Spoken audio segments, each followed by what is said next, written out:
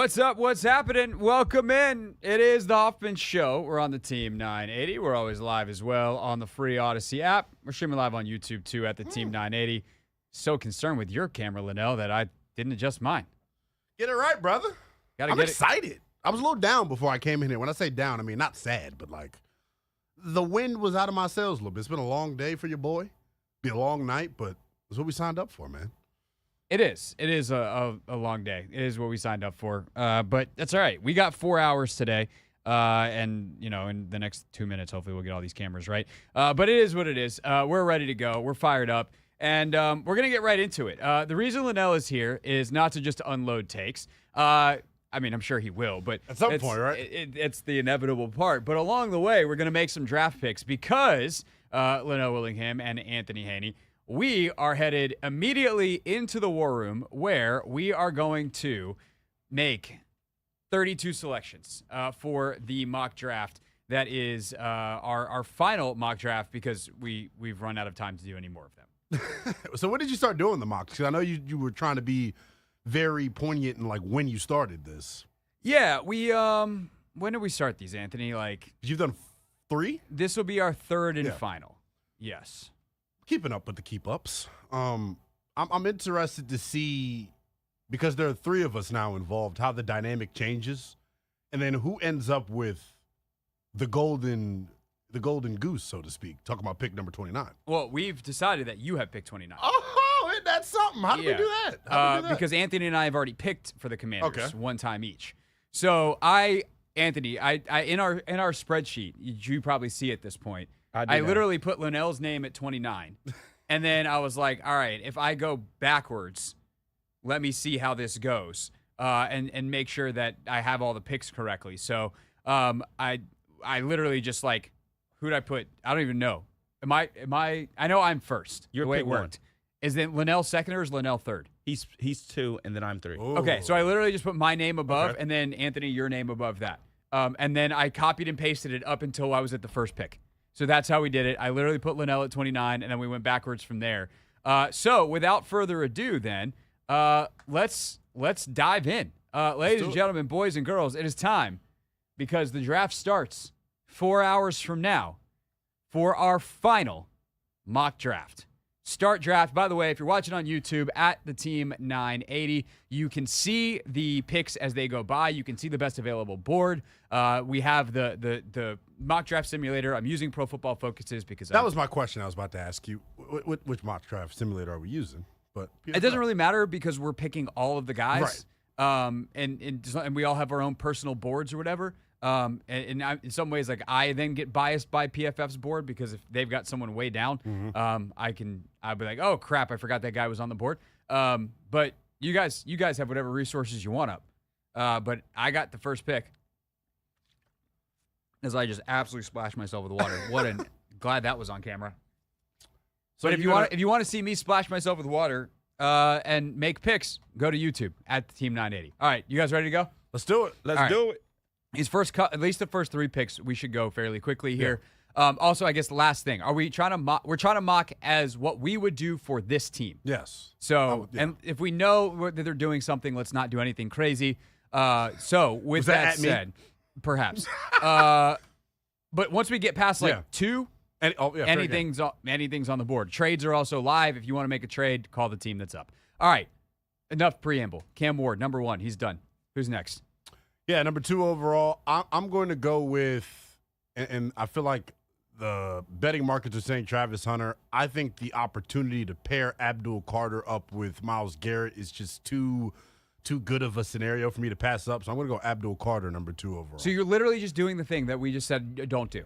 Well, who knows what's actually going to happen, though? I think everybody knows, unless they trade out. I feel like it is Hunter or they trade. That is all of the intel we have. Could we be wrong? Sure.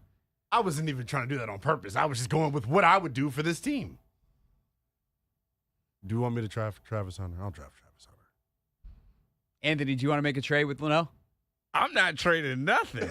The pick at 2 is Travis Hunter from Colorado, who's apparently a wide receiver for them. All right, this is where things get fun. The Giants make a trade, or you going Abdul Carter? No, we're not trading back. We going Abdul Carter. We're going to get that boy Kayvon Thibodeau out of here. He's the future. All right. Now is where things get fun. Let's do it. If I am remembering correctly, Anthony, I also have 10. Correct? You do have 10. Yep. All right. I'm going to make a trade. Uh-oh. This has to be boy. this has to be approved by all parties. But the Chicago Bears have the 10th pick. They also have 2 seconds. They have 39 and 41. The Carolina pick they have from the Caleb Williams, Bryce Young trade. Still, yes, they have Carolina's pick this year. So we're going to go 10 for 4, and then we're going to offer 39 and there's 140. I wish I had a thing up that does it. 148. Are we good with that? Really, as long as we're okay with the crux of it. Don't worry about the details. 4 and 10 are the ones that we're the only ones we're going to pick. But we're going to say it's something like 1039, and actually we'll even go 72. 1039 and 72 for 4. Doesn't sound like a fleece. No, and maybe we'll throw 106 back to the Bears. I think that's fair. Fair. All right, cool. Force this trade. Check. Force trade. All right, Chicago Bears are on the clock. They're taking Ashton Genty. Oh, my gosh. Wow. He's the next best player in the draft. Was They aggressive. could definitely use a running back. I think he is the last. Look, I can poke a hole in any prospect in this draft if I really want to. He's the last one that's hardest to poke a hole in. Okay. Hey, I love it. I'm not going to lie. Hey, okay, Craig. That boy cooking. All right. Well, with that, we've reached our first commercial break. So you Wow. let everybody ponder and stew. Give Linnell a second to think, because now the board looks a little bit different. And when we get back, we'll get, let's say, picks 5 through about 12 in our final mock draft. It's NFL Draft Day here on the Hoffman Show.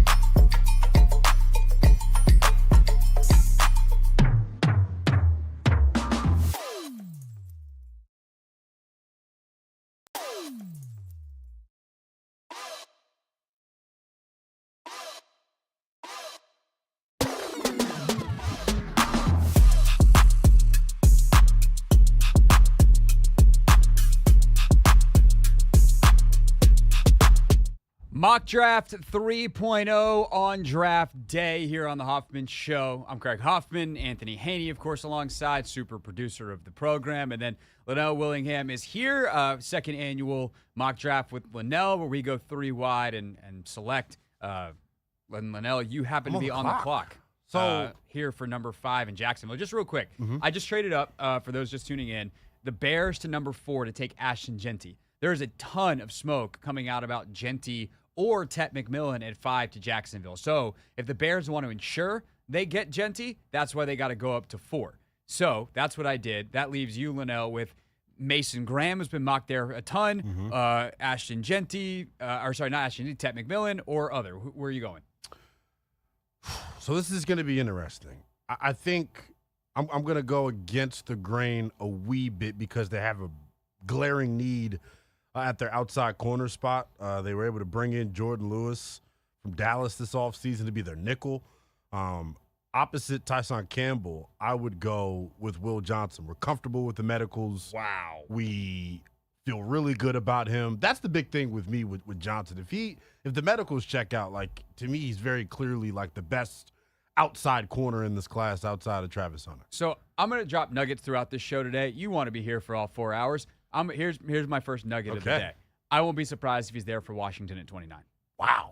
So I saw him mocked. I think it was Schrager's mock. He was 27 or 28. He is falling, bro. So the medicals aren't good then. The medicals are it's more than just the foot. People are not comfortable with the medicals. Also, the 2024 tape wasn't that good. Well, that was the other thing I was going to say is it's a bad combo, a bad cocktail to have. Not so good tape and then also, numerous of red flags with your medicals. So that's tough. You can still do it if you want to. I'm just telling you. You dropped the nugget. You walked into the war room, owner style, Dan Snyder style. Team doctor style. Yeah, team doctor style. No! Don't draft him. It's different doing it at 5 than 29. If you want him, his 23 tapes. So there's amazing. two things. There are two different ways I was going to go. I was going to go the outside corner, and then they lost Evan Ingram this summer. Is this too rich for Colston Loveland, who I think would depends on who you ask. If you ask Logan Paulson, the answer is no. He loves Colston Loveland. Yeah, I think he's the type of cat. And I think a lot of tight ends coaches in the league like Colston Loveland. Yeah, I feel like he's the type of cat you can build your pass game around. Now, obviously, they have other weapons there in Jacksonville to where he wouldn't have to be the feature guy, but all about giving our overpaid we are running weapons. out of time to make the pick. Yeah, let's go. Colston Loveland here. Wow. Okay, so we are mixing it up. The medical team prevented Will Johnson. Thank you, medical team. They go a different Michigan man. All right, Ashton Genty was typically the pick at 6. He's off the board for you, Anthony. This is another spot that there's a new popular name in town. Where are you going for Las Vegas at 6? How you about to act, John Spytek? Oh my God! First of all, Linnell, you got to speed up your pick. Second of all, I'm going with O-line help here. I'm surprised Will Campbell was still hurt because of the trade by the Patriots. So I think I'm going to take Will Campbell here from LSU for the Raiders. So, like the pick, be prepared for him to not work out at tackle and potentially play guard. That's fine. He could be Sam Cosmi, Brandon Sheriff type. But also don't be surprised if this is Kelvin Banks out of Texas. Just throwing that out there. That's been mocked a couple of places, and I talked to someone this morning who's like, I don't know why he's not a top 5 prospect in this draft. Jets, number 7. This is me. I'm chalking this up here. Everyone has Armand Membo going to the Jets. There's a really good reason why. They need a right tackle. He played right tackle. You don't even have to mess with flipping him over to left. Armand Membo, done. Number 8, Carolina. They want to trade down. So if anybody would like to trade up based off how this board has fallen so far, now would be a good time to call. Are we gonna trade with anyone here? So who's on the board still? I gotta hurry up and make the pick. I'm gonna go kind of chalk here as well with the pick. I'm gonna get some help for our front 4. I'm gonna go Jalen Walker and hope that we can turn him into a pass rushing demon. Not a bad pick at all. He's been linked there a lot. He is. Whoa, I keep forgetting. PFF has him as a linebacker. Yeah. I'm like, where is he? He is right there. Okay. Now I'm on the board at 10 with New England. I'm on the board first. Oh no, that's true. You're on the board 9. Counting's never been my strong suit. You're at the board 9 with the Saints. It's all good, brother man. Again, Craig, in our previous couple of drafts, I told you Shador Sanders would not be dropping here. For some reason, Jackson Dart has been mocked to the Saints. I personally like Shedeur Sanders more. I think he's a better quarterback. I'm going with Shedeur Sanders here out of Colorado. I, as the host of the show, am rejecting this. Why? He's not going there. Yeah, he's probably not. So the Jackson Dart smoke, there's a lot around it. I talked to Jason Lockenfor yesterday, and he was saying that basically Kellen Moore has the ear of ownership. Yeah, no kidding. He got hired 2 months ago as a quarterback guru. He wants Jackson Dart. That's the all right. The, so the Jackson Dart scuttlebutt. it is then. They need quarterback help though. Derek Carr's injury, we don't know what that looks like. Poor Unless Kellen you want to Moore. go with Spencer Rattler. That's a tough job to have as your first head coaching gig. It is. I'm trying to figure out if there's anybody that You want to trade? because I do think. No. I feel like Tyler Warren's dropping here, isn't he? I mean, it depends. There's a lot of tight ends coaches and offensive coaches that like Loveland a lot better than Warren. There's a chance. It's funny because Warren's been mocked a lot to Chicago. There's a chance all Tyler Warren is Cole Kmet. And like, That's I don't not want to spend bad, the top but good yeah, tight end. but I not don't want to worth spend that. the top 10 pick on Cole Kmet. Yeah, for sure. Banks is the guy that I'm like, does anybody have a team coming up that needs an offensive lineman? So I'm all the way at. Oh wow! Oh, no. I didn't. I'm just scrolling over to the far right column. This is I'm embarrassing. I don't. I think you guys have a couple of teams that will want to trade up Man, for a tackle. I mean, I think it's too risky though for them to do it right now anyway. I could see if the 49ers want Yeah, I to was jump the gonna say San Patriots, Francisco. they've got a zillion picks. All right, are we just going to go Jackson Dart? Yeah, I think we go Jackson Dart. All right, quarterback. Jackson Dart. Oh my God, Trevor hates him. Sycamores got him ranked 131. Good gracious. Well- he says 1, 2, 3, 4. Sounds like he fifth watched the quarterback. tape. In Madden, we call that a reach. Yeah. All right. So I then am on the board with New England. Yes, sir. They need everything.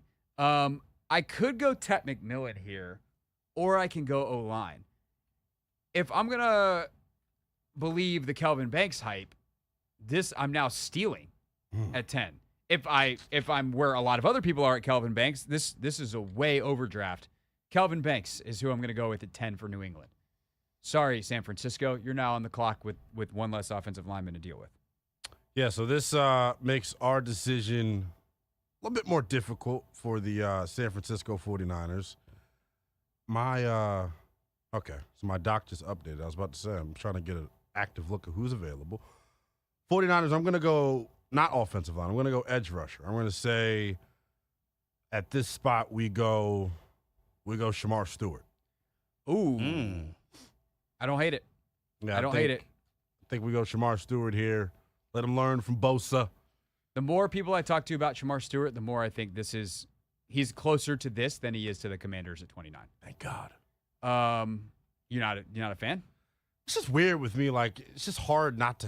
The lack of production's to me. The thing is, he does a bunch of the worst case scenario is his sack stuff never figures out, and he's a really good run defender, and he plays really hard. Is not bad. Yeah. Yeah, and in 29, but I think people confuse the fact that the lack of sack production for doesn't do anything, and that is not true. All right. Last but not least, before we take a break, although we might be able to swing into more, the Dallas Cowboys on the clock at 12, Anthony. And as I go, in NFL war rooms, they find out who gets picked before it goes out on TV. And I just clicked over to our internal document here. Right. And sources say the Dallas Cowboys. Let me get my.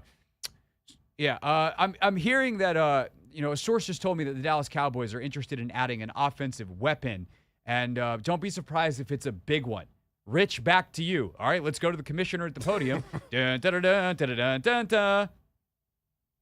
Anthony. The Dallas Cowboys will be selecting wide receiver Tet McMillan out of Arizona. It was either him or Matthew Golden. I think I like Tet a little bit more for Dallas per se. Good pick, they Jerry. have some speed elsewhere, with Camonte Turpin and things of that nature. Thing is, it's not Jerry making the picks, which is why typically they draft really well. It's Will McClay, their college scout guy, is awesome. And unfortunately, then Jerry messes it up with the contracts and everything else that he does in that front office. All right, last but not least for this segment, the Miami Dolphins are on the clock. This is easy. We're sprinting to the podium because we've had some talks internally. Who's we? The front office in Miami. We have had some talks internally. But you're not the Miami Dolphins. I'm the Miami Dolphins. Did I read the column wrong? That's bad. Yeah. I'm off to a rough start. I'm curious who you are interested in though. So I pegged them as one of the teams who I think if the medicals check out, like Josh Simmons. Ooh, that is an interesting one because if Josh Simmons if the medical's good, he definitely could be a guy. The thing is, they apparently love Patrick Paul. Like, they're perfectly happy with him. Okay. So I don't know that I'm ready to take that kind of risk on a tackle this high. So if I look at the list, though, like this to me is like Will Campbell's floor. If all of a sudden he falls a little Which bit. would be crazy. Dallas passing on Will Campbell would be ridiculous. Depends on what else is available. I mean, I could see why they would want to go Tet. He doesn't sell tickets, though. I get it. The other thing that they kind of need. Oh, I got the Colts. The other thing they kind of need is they need to replace Christian Wilkinson along that defensive line. Yeah, I'm surprised you guys haven't already made this selection. Is Walter Nolan? Oh, I was thinking about Walter Nolan, but I forgot who else fell. Mason Graham fell. There you go. Wow. Mason Graham is the pick for Miami at 13. Our hearts All are right. broken. Linnell is on the clock with the Colts at 14 in our final mock draft. Happy draft day, everybody. It's the Hoffman Show. We're on the Team 980 until 8 tonight. Always live as well, of course, on the free Odyssey app.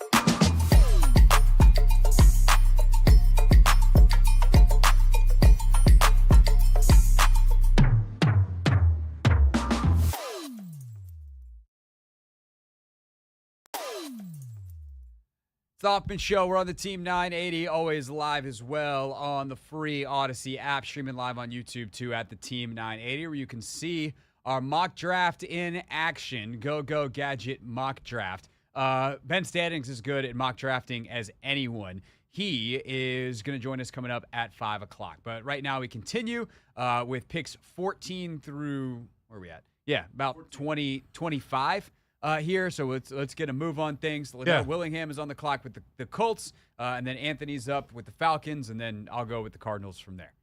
Wasting no time.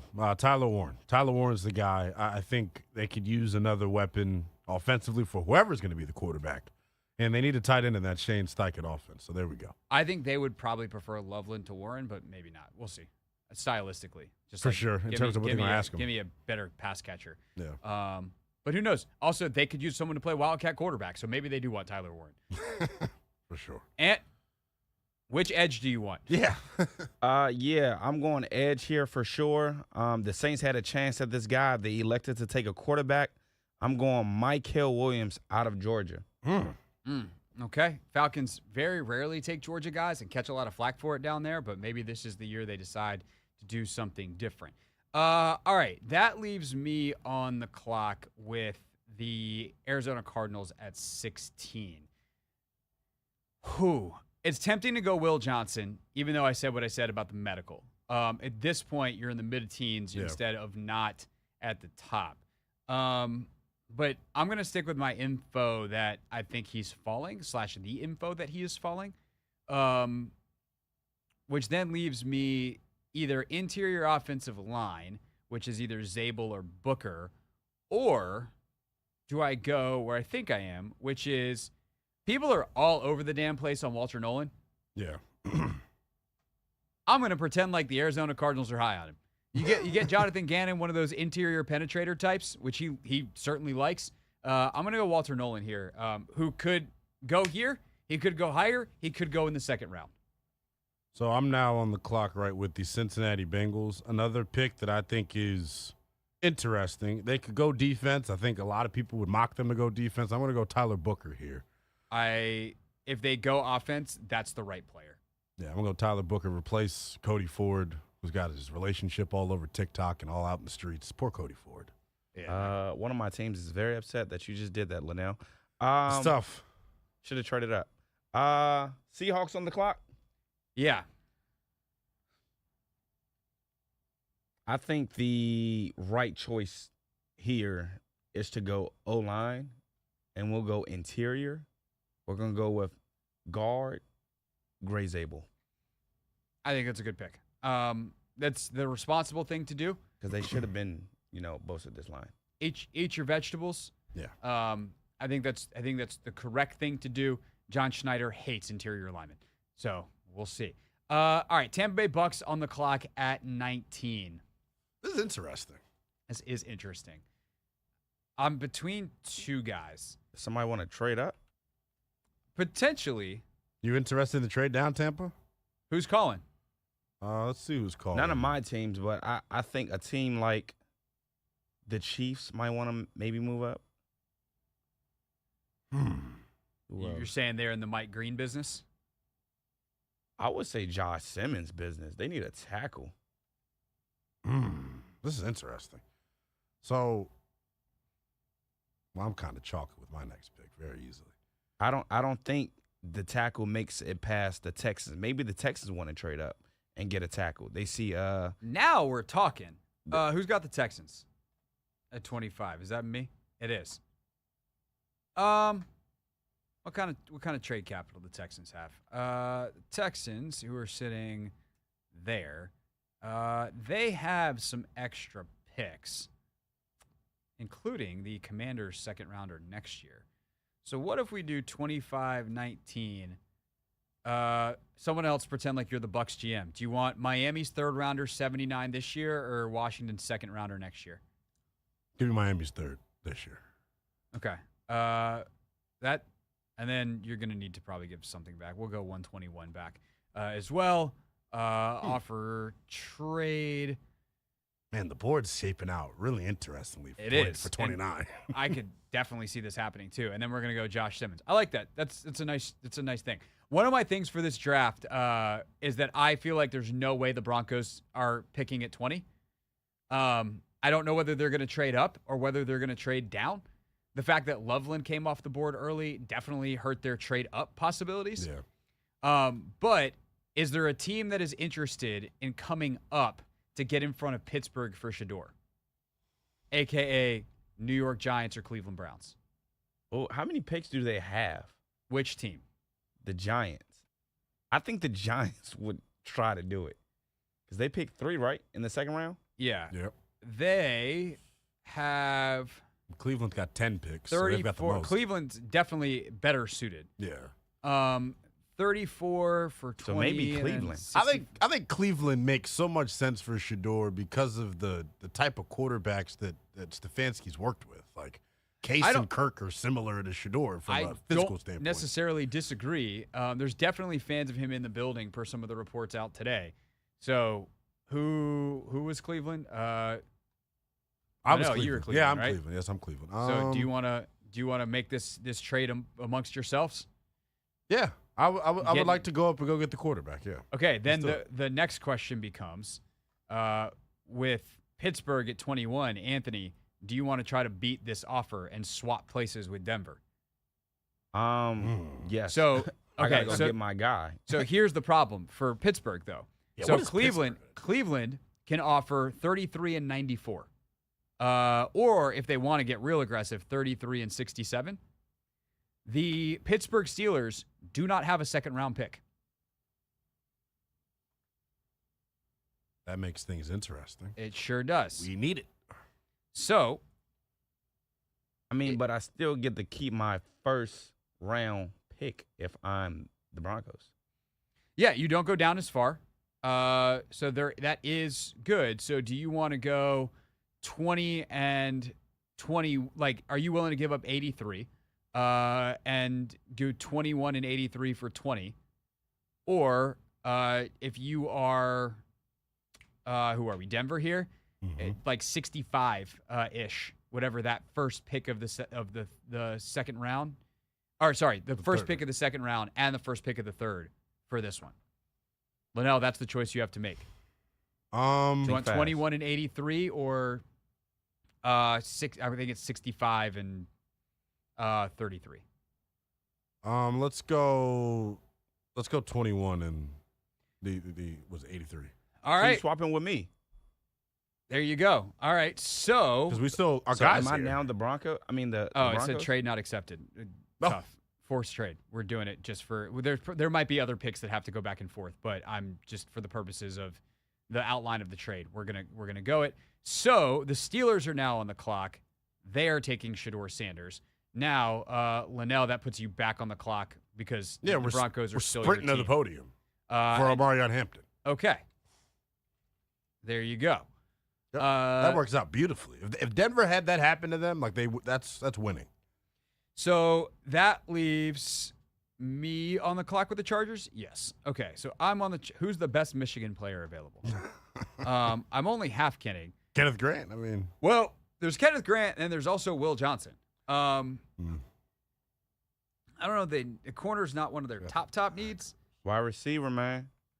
Wide receiver. Get them boys another weapon. Even though I they've do spent so much capital. like the on wide idea of Igbuka here, but I do think Golden's probably the better fit and probably thought of as the better player. But you know what? I'm gonna say it's John Harbaugh. They're gonna attack the trenches. They got their Michigan guy available. I'm gonna leave Matthew Golden on the board. Kenneth Grant, 22. You're back with John Harbaugh. You're a San Diego, or sorry, you're a Los Angeles Charger. Let's try to get to 25 here. So we got 2 more picks. Green Bay. We got 3 more picks. yeah, Green Bay is on the clock. I am going to go with. I want to go corner here. Just saying, that's probably the position I'm going to go with. You're not.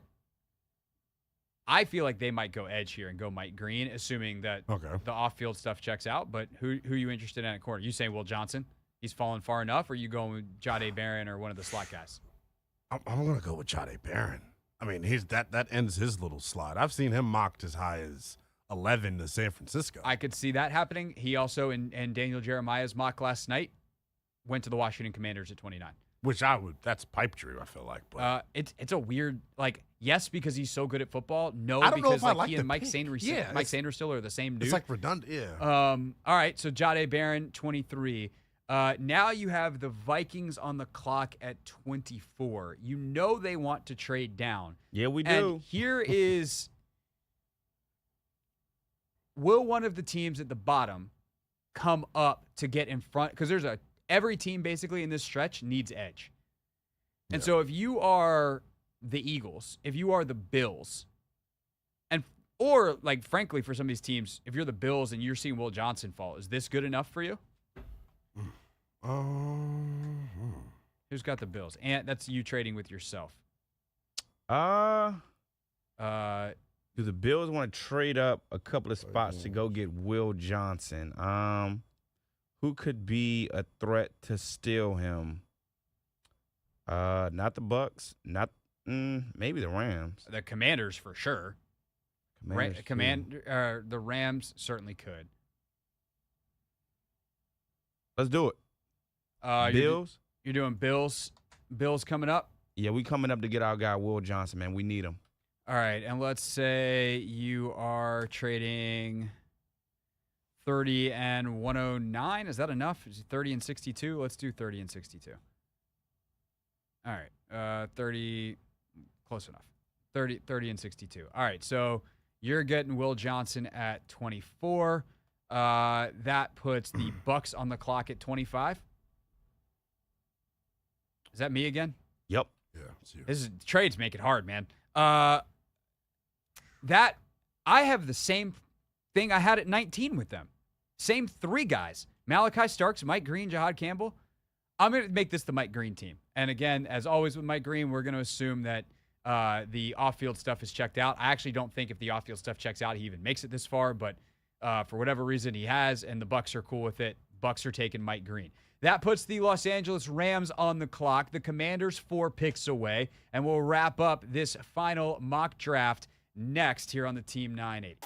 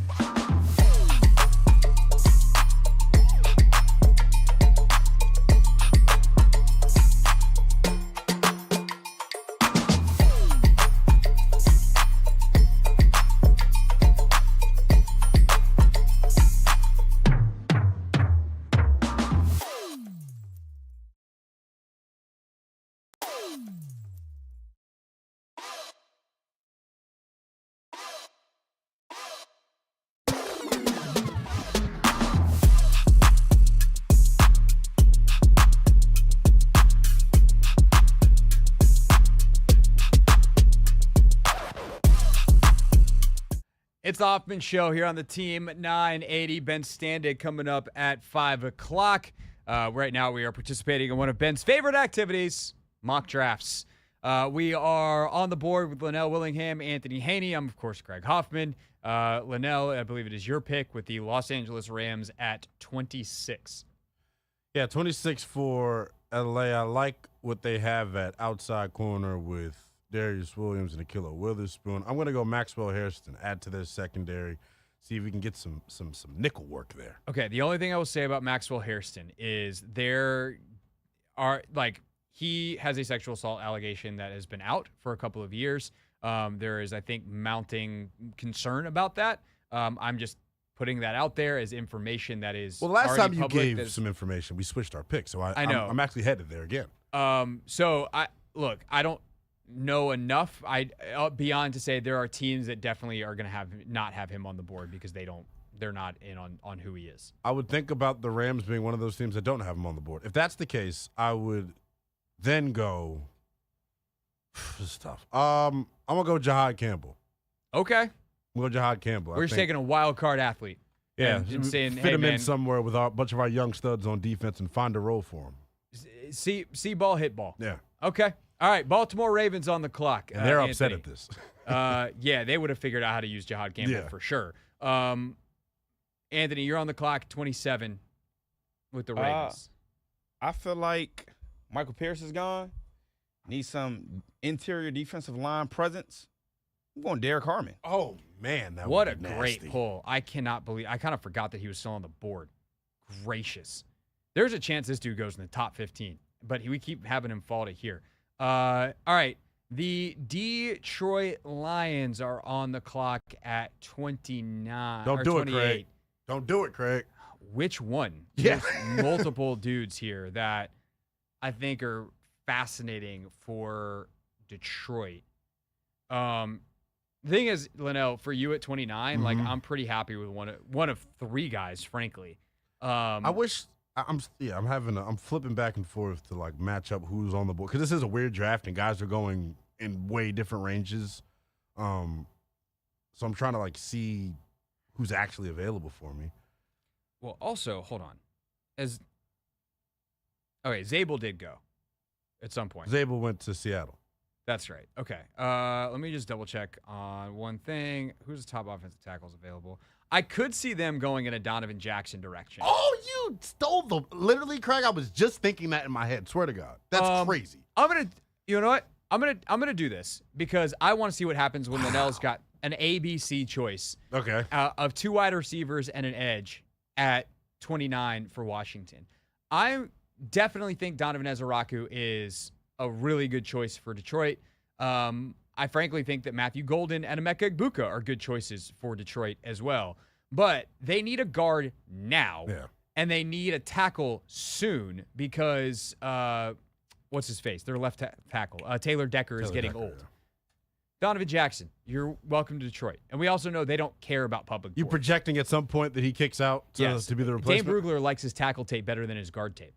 So I think that's worth – he wound up playing tackle because of Simmons' injury, but he might actually be better out there. All right. It's a good problem to have. It's slowly the other way around. The Washington Commanders are on the clock at 29. So I'm going to give a mini explanation for this. I know we got to move fast. I just feel like, to me, there's depth at wide receiver, some decent depth at wide receiver in this class where you can get one if you really want one in the second. If you end up getting a third-round pick, you can get one in the third. I think Ezeraku is the guy that you go with here. He plugs in immediately and is your third down pass rusher. You find different ways to use him. I just like his tape. Like, he plays with his hair on fire, man. Him and Alfred Collins were my guys up front on the D-line in this class in terms of, like, I just like watching them.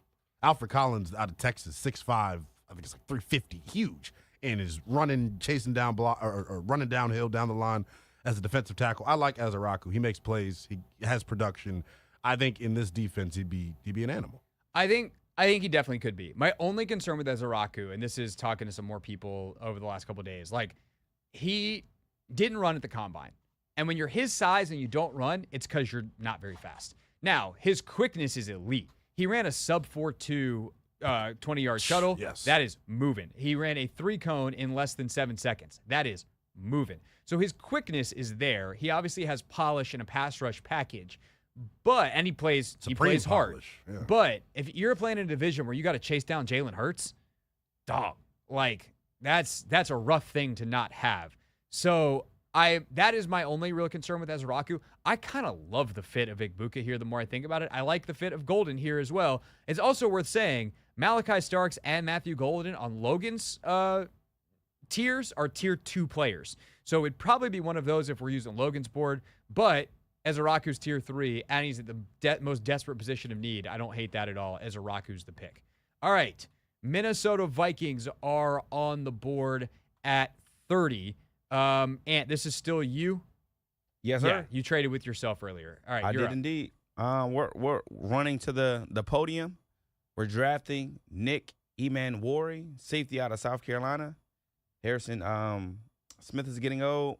You want him over Starks, even though Starks is still available? They're different players. Yeah, I think Starks is a little bit more versatile, maybe. But I like Emanwari's speed, his size. I like him a little bit more.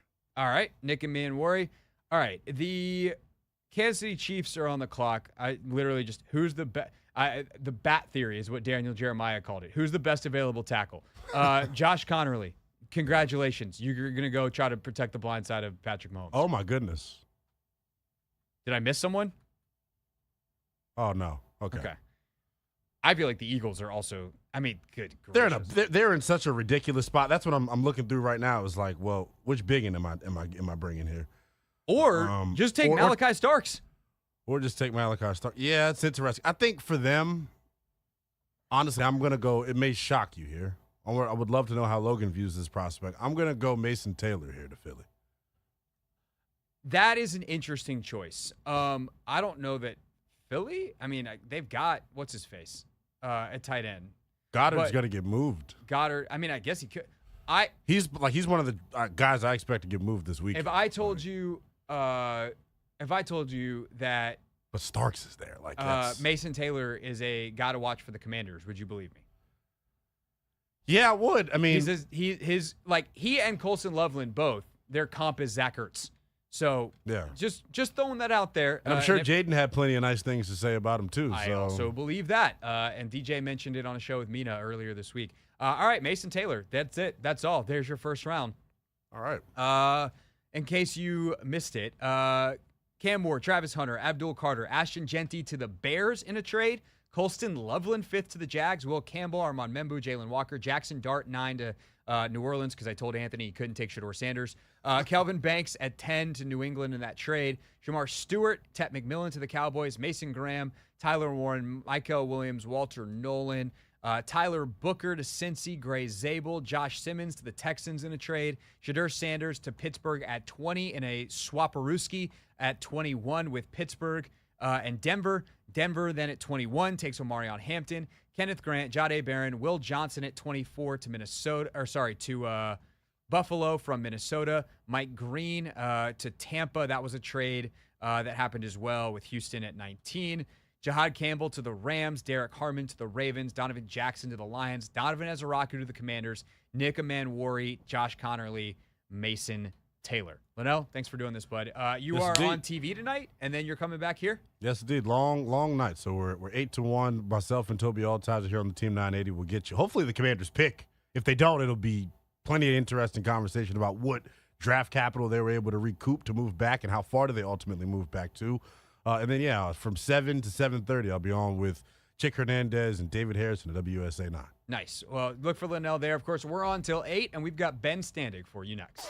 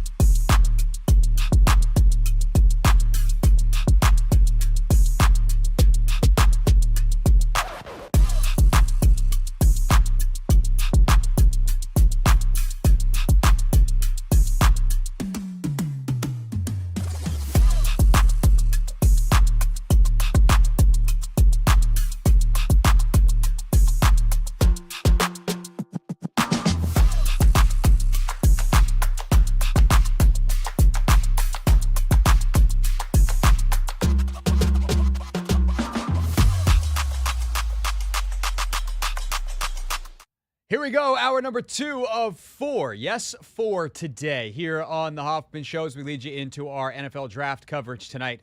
I'd like to think we are your NFL draft coverage. It started. We're here. We are draft all show long. We just completed our final mock draft with the help of Linnell. And coming up in just a little bit, we'll enter the Take Command War Room. I'm going to give Logan 2 players and make him pick between the 2.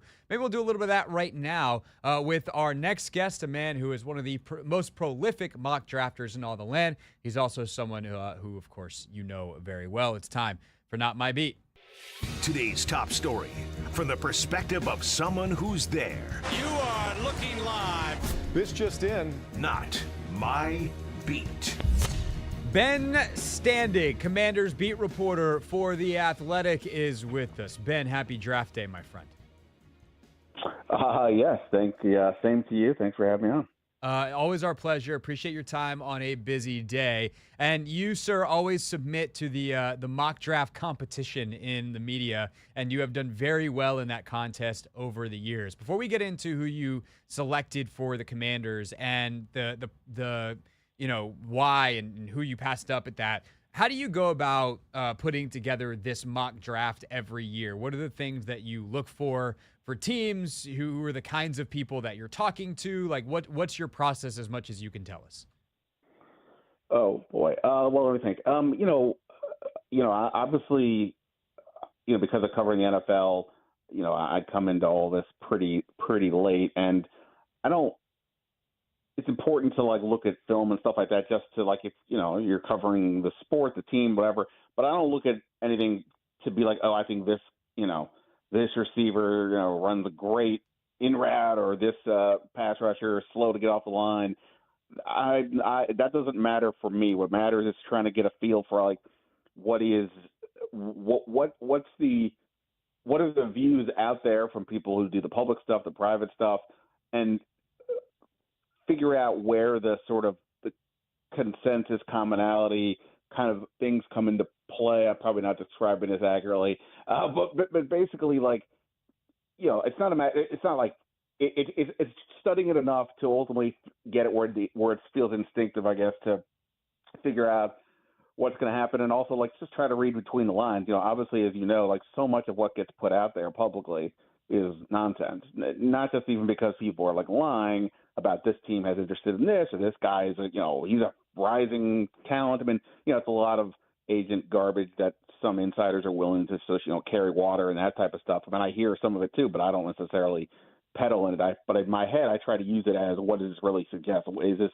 something I'm being told that sounds real, or just something that's being, that sounds kind of nonsensical? And look, just in the last 24 hours with mock drafts, even things change pretty dramatically. Into a couple guys were not even mentioned in some national mock drafts who were being touted as top 15 picks for months because of whatever medical information or other things.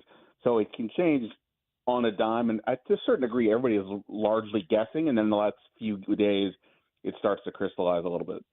I don't know if what I said made any sense. No, it does. Basically, the short version of what Ben said is he does enough film work and whatever football stuff on his own so that nobody can BS him, and he collects a lot of information. He's been doing it long enough to be able to sort through it, and then he aggregates that information into a mock draft, which I think is a very smart way to do it. Did I summarize that well enough for you? Yeah, that was better. That was certainly better than what I was trying to articulate. It's like you typed a prompt in ChatGPT, and then I spit out the summarized version for you. Well, also, you know how it's sometimes easier to give advice to somebody else when you're just hearing it versus your own situation because you live it every minute. Yes, it's like that. I get in deep, but not so deep that I can't see the forest through the trees anymore. I do a little bit maybe with Washington because that's obviously what I think about. But in general, it's no, I have a thought. This makes sense, and try to stay with that. Unless there's something real compelling reason, just not switch my mind over and over again because the world is saying X, Y, or Z. Yeah, no, that totally makes sense. All right, so for Washington in your final mock draft, which is available, Ben, if I'm reading this correctly, on just your website. This is not an official post for The Athletic. This is at benstandig.com only. Yeah, I mean, The Athletic doesn't need me putting up a round one mock draft. I mean, we've got other people for that. So okay. Yeah, I mean, it's not. Yeah, so I basically for the Huddle Report contest, you have to put it somewhere. Gotcha. So I have a Standing. I have my own website just for the purpose of this. Okay. So honestly, basically, yeah. Yeah, so you have the Commanders at 29 taking Nick Scorton, the defensive end out of Texas A&M. I think he is absolutely someone who's going to have the Commanders tag. He's a very interesting prospect. He's got some real production in his past at Purdue, was asked to do some different stuff at Texas A&M after transferring. The sack production dropped. And we've, of course, heard a lot about the sack production of another Texas A&M and in Shamar Stewart. But I think what's interesting, Ben, is you still have Malachi Starks on the board with the Vikings taking him at 30 in a trade with Buffalo, who traded up to 24, which I think we just made that trade in our mock as well. Why did you ultimately decide Scorton at 29 with guys like Ezeraku and Stewart literally coming off the board in the previous two picks? Why take the leap on the next kind of bin down of pass rushers versus a guy Malachi Starks who maybe is not as obvious of a fit, but I think a lot of people will have certainly ranked higher than Scorton? Yeah, so to go back to your other question, like how do I process how do I do the mock draft?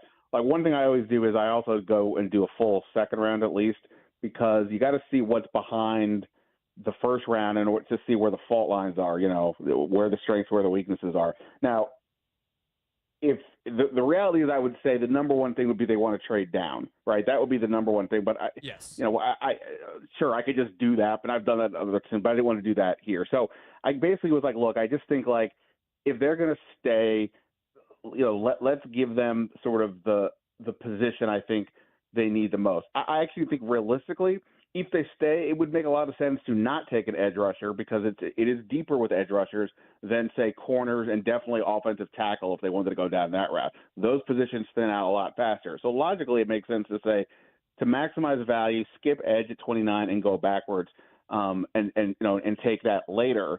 And therefore, to your point, like a guy like Starks who could help, give you an upgrade at safety would be good. And there's players at other positions.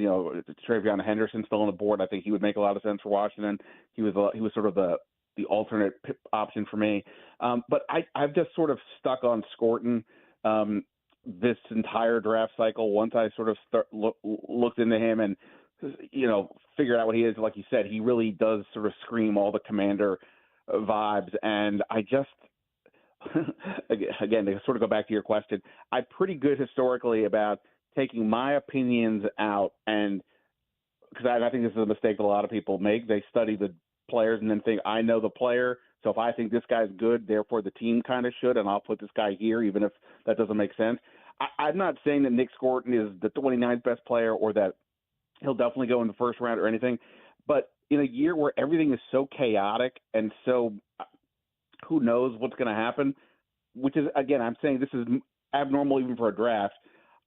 I've had a thought about this guy. I haven't wavered on it. I've noticed there's finally been more momentum lately in terms of people starting to recognize that he's a name that should be getting more conversation than he had been.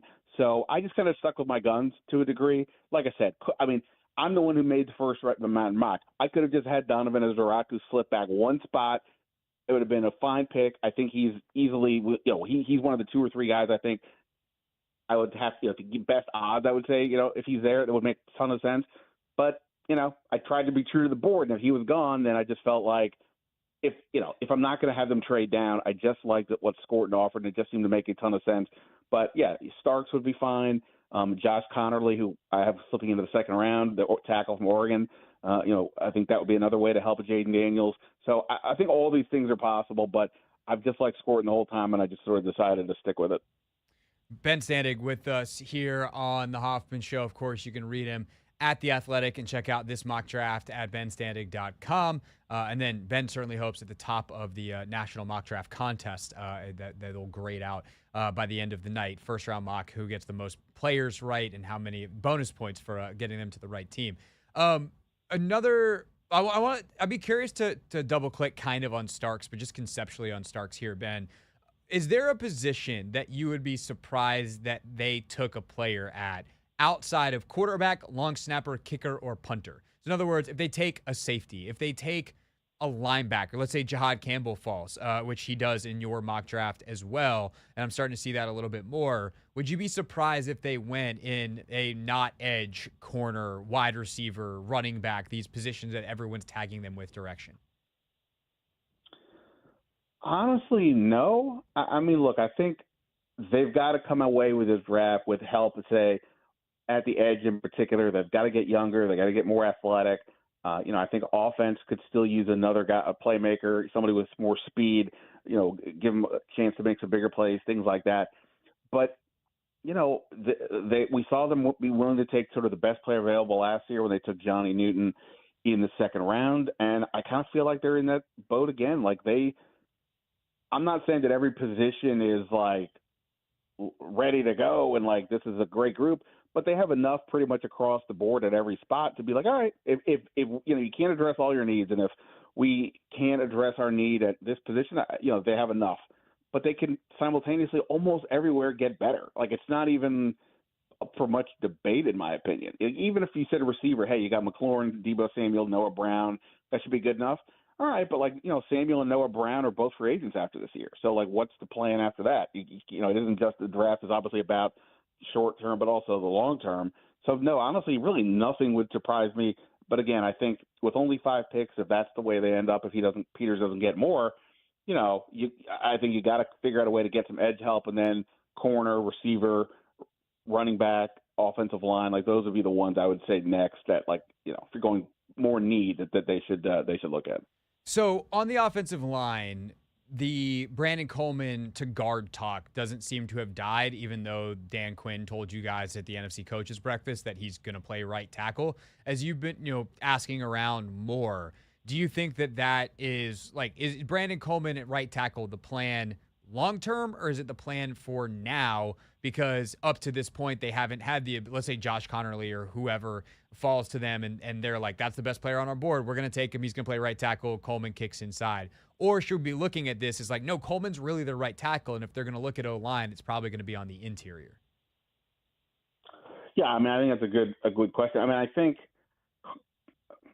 Coleman is enough of, there's not enough body of work, I think, to say he's anything. I mean, there were a lot of people who coming into his draft, thought he was a guard. I mean, when they took him to be the tackle, I mean, I would kind of almost bet that was like the underdog position around the league, as opposed to saying he's definitely a right tackle or definitely a tackle and they're going to play him at guard. So, look, Nick Allegretti after this season, is he going to be is he back? I don't know. He signed a 3-year deal. Oftentimes that last year, kind of goes away. So they may be needing in position for guard by next year. And if they think there's somebody there at 29 that can do that, and then they leave Coleman at right tackle, sure, go ahead. I mean, it's the same. It's either I don't want to say if Coleman's spot is just up for grabs, but it's only year 2. If they just said, hey, we found a tackle, we're going here, Coleman, you're going to go inside, or hey, we really like Tyler Booker, the guard from Alabama, or if there's somebody else there, on day 2 or whatever that they think could play guard, then leave Coleman at tackle. I don't think he looks like he's an interesting, good player. I think we saw that last year, but needs some more work. And now it's just a matter of how else do they kind of figure that out. But tackle is just more valuable, but guards get paid a lot of money too these days. So I don't think it would be crazy either way. Yeah, totally. It also depends on the quarterback. I think that I'm trying to remember which one's which.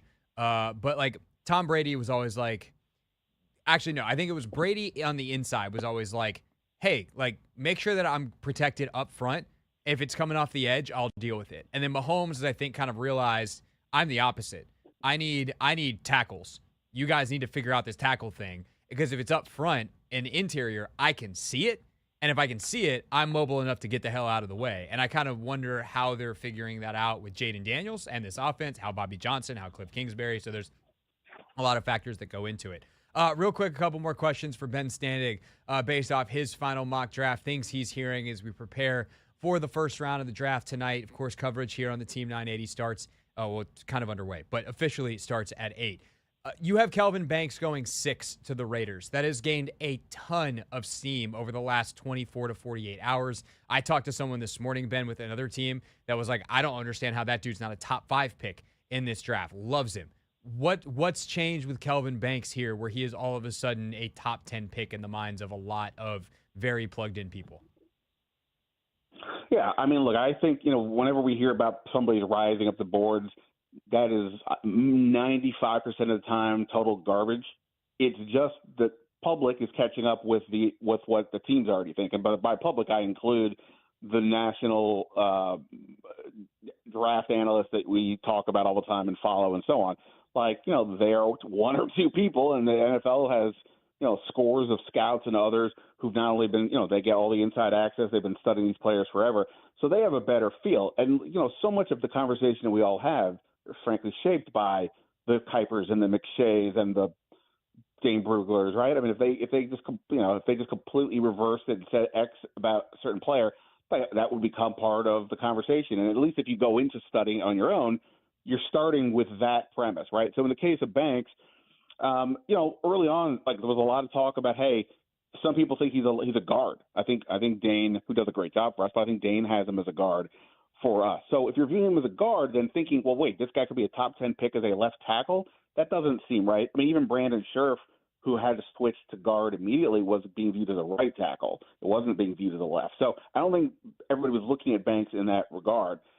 Specifically for the Raiders, like, you're right, Banks has been a bit of a different story here.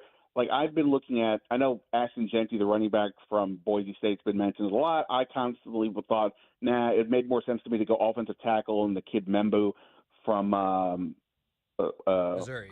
Missouri, yeah, sorry. He made more sense to me. Now, when you start to hear, well, there's, like Daniel Jeremiah made some point about how Banks played at Texas for Steve Sarkisian. Steve Sarkisian and Pete Carroll are tight, blah, blah, blah. Okay, so at that point, like, it's the little details like that could make a difference. But, like, I've been sort of on the tackle aspect, and now it's just a matter of, like, which one. And Banks have been, like, for me, typically he's been sort of like mid to late teens. But again, that's because if you're telling me he's more of a guard, well, then that would make more sense. But if you think, hey, he's a legit left tackle, well, then that's a whole different story. And, it is very, very hard to find offensive linemen these days. So I'm not surprised that if he's being viewed as a left tackle, he's going higher. But again, that's where the difference between just the public is catching up to what the teams actually think. Last guy I'll ask you about, Will Johnson, the corner out of Michigan. Seems like he was a top 10 pick for most of the process. Now, as the information seems to catch up, he is falling dramatically down boards. Is there a chance he's available for Washington at 29? Well, I mean, again, to go back to, I think, Daniel Jeremiah and maybe somebody else, like, they didn't even have him in the first round ultimately, which is, you've got to be being told something. I mean, like you said, Will Johnson was being touted. I always forget that Travis Hunter is an actual human being and not just some video game figure we think about. So he's the top corner, but of the normal people, Will Johnson's often been mentioned as the top corner, with Miami being sort of a destination spot, or certainly not getting out of the top, 20. And now he's out of the first round for some people. Something's up. Now, the fact that he was dealing with injuries, he didn't do much of anything during most of this offseason, but he did do a private workout recently, but he skipped the 40. And I think that raised a lot of questions. Like, well, wait a minute. Are you afraid to show what your actual speed is? Is there concerns, with your injury? Like, what's going on here? And, he's had a lot of injuries in his career. I think that's probably been the biggest question for him. So, if it's true that he's going to fall possibly even out of the first round, I mean, I guess then he could be there for Washington, but then it's like, well, what is going on here? If enough teams are really questioning the medicals, then, I don't know why Washington would necessarily be an outlier. But, look, I mean, he obviously is a good player, and sometimes these things are mistakes. John Allen was supposed to be like a top 5 pick. He slid all the way to Washington in 17 because there were questions about his shoulders, and he's had some injuries when he was here, but that wasn't the issue. So right. These things are not always accurate. Montez Sweat's another one, right? He slipped from top 10 all the way to the late first round because of questions about a possible heart issue, and well, as far as we know, and good if it's true, he's had no issues.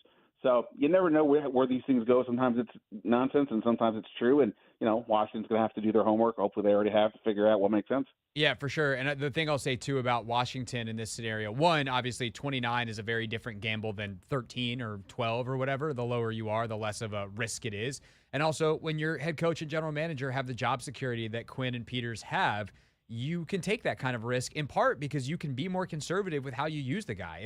If Will Johnson needs to take the first half of next year to get acclimated and either be on PUP or, work very slowly in, like Dan Quinn and Adam Peters aren't being judged off of the first half of next year for their long-term futures job-wise. So that is something to keep in mind. There are always competing factors here. As Ben, I'm sure you hear all kinds of silly stuff during this time of year from agents, teams, et cetera. So appreciate you sharing as much as you can with us here. Anything else people should be looking for you beyond just working the Athletic tonight? You got a podcast. What should people look for from Ben Standig this weekend? A lot of coffee drinking would be my guess. That sounds about right. That's a normal day for you, though, Ben. You do drink a lot of coffee. Yeah. Writing, talking, all that fun stuff. I mean, look, I enjoy the draft process. I mean, it can be maddening for sure, but I enjoy the roster building aspect and what's the logic by what teams do or not. So if you want to see me, smile, this is about as good a time as any. It's a fun time of year. Ben Standig, everybody, with us. Read his work at The Athletic and check out the Last Man Standing podcast. Ben, thank you, sir. Thanks, Craig. See you. All right, when we get back, it is Thursday at 5:30, and even though it's draft day, most of our content the last week has been on the NFL draft, so it feels like a good time for a special NFL draft edition of Never Read the Comments. So we'll do Never Read the Comments next.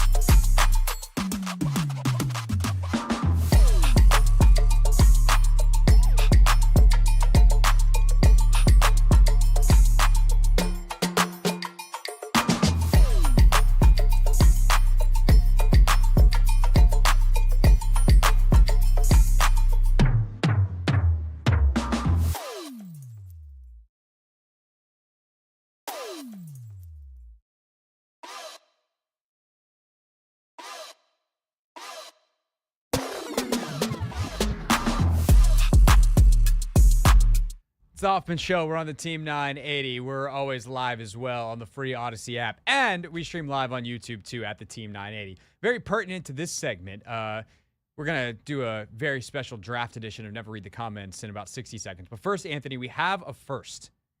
We have a first in the history of our show. We've been streaming on YouTube for almost 2 years now. Uh-huh. And for most of that time, we've done the same thing in commercial breaks. So for those of you watching on YouTube, like William McConnell, we don't play the commercials that we play on the radio during the YouTube stream. It's just not how we're set up for back-end business reasons. I don't need to get into it. Instead, on our YouTube stream, there is a music loop that we have gotten endless compliments for over time. People will tell us, yo, your commercial music slaps. And William said, if you're going to have these long-ass breaks, play some better music. And man, the army is after him in the YouTube comments. Whoa. This is torque music. This break music thumps in the Cadillac. The break music is the best. William did chime back in, says just a little repetitive in my opinion. Look, William, I would love to have, honestly, we tried when we first started streaming to have like some best of stuff in the commercial breaks.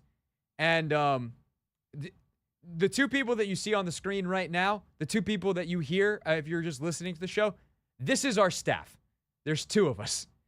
We are hoping soon to add a third person. If we add a third person, I will make that person make commercial breaks with funny moments from the show that get changed out every once in a while. You'll probably get sick of the same funny moments, but at least they're funny. In the meantime, enjoy the twerk music, because this is what we're doing. Capiche? Kaposh. Let's read some comments.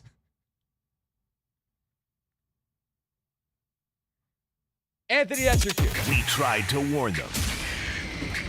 They didn't listen. Yeah! Every week, the Hoffman Show goes into the belly of the beast. We read those comments, baby. Never read the comments.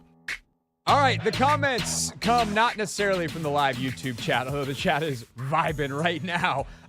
They come from where we cut up this here live 3, or in today's case, 4-hour radio program into pieces. We put it on the internet, at Craig Hoffman, at the Team 980, and then you leave your comments on it.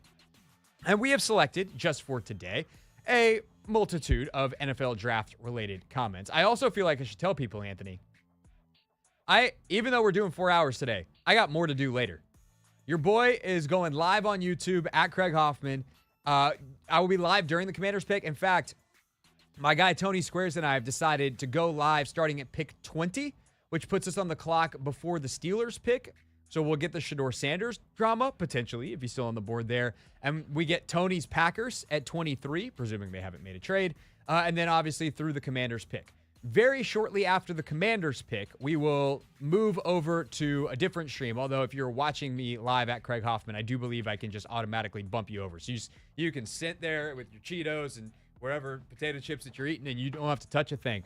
And we'll transfer you over. And then Kevin Sheehan and I will be live immediately following the Commander's pick with a Take Command instant reaction show. And then Logan and I will go tomorrow morning, recap the pick in more depth, and preview rounds 2 and 3 for Friday. So that is the plan. That is the schedule. I hope to see everybody on YouTube.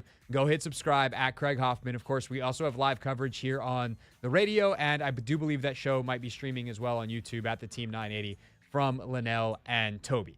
Okay, to the comments. A Process 2403 says, I prefer the round 1 selection to have the commander tag versus swinging for the fences with a character issue / low floor, high ceiling type of player. If you're going to be risky, do it after the first round. Need to get as many rock-solid foundational players as possible to rebuild the structure of the roster post-Ron and the Martys. The first pick needs to be a hit and a surefire starter. I'm going to read the second comment in conjunction, although I do think it's worth saying you could have a low-floor, high-ceiling player that I think theoretically still has the commander tag. That is more about how you play. It's more about your competitiveness and your character than I think traits, whatever. Although maybe that gets a little convoluted because of some of that stuff. We'll get into it. But High Speed 30 says it's laughable to think that James Pierce Jr.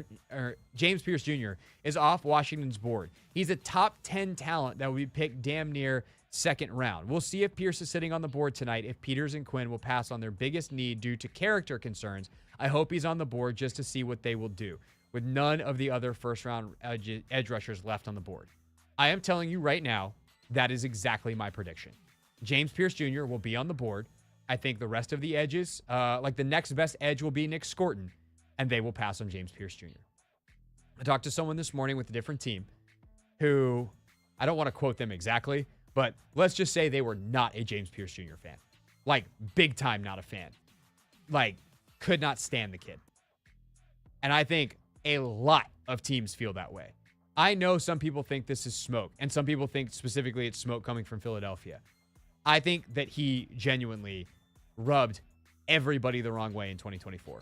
He got paid to stay at Tennessee. Their collective is weird. Tennessee is weird. Heupel's a terrible disciplinarian. They got weird stuff happening in their program. And I think that you are looking at a kid who is going to fall out of the first round. Now, someone might take a flyer because his 2023 tape is fantastic. And even in 2024, some of his numbers are still pretty darn good, and the tape isn't terrible. But he's a very acquired taste as a rusher. He's a high-side rusher, one of these guys that just speeds around the edge, and you can do that in college because the offensive tackles aren't sophisticated enough or athletic enough to deal with it. You try to do that in the NFL, all you're going to do is just get washed right by the quarterback every single time. And so there's a style problem with him, a lack of depth to his game, and the character is a gigantic red flag. I refuse to say something like, I'll pay everybody listening $1 zillion if the Commanders take James Pierce. I'm not doing wacky bits like that. I will be stunned if they take James Pierce. And here's my last piece of evidence. When you have questions about a guy, you often bring him in for a 30 visit. They didn't even bring him in. They know, to me that says, they know so concretely they don't want him, they didn't even bother bringing him in.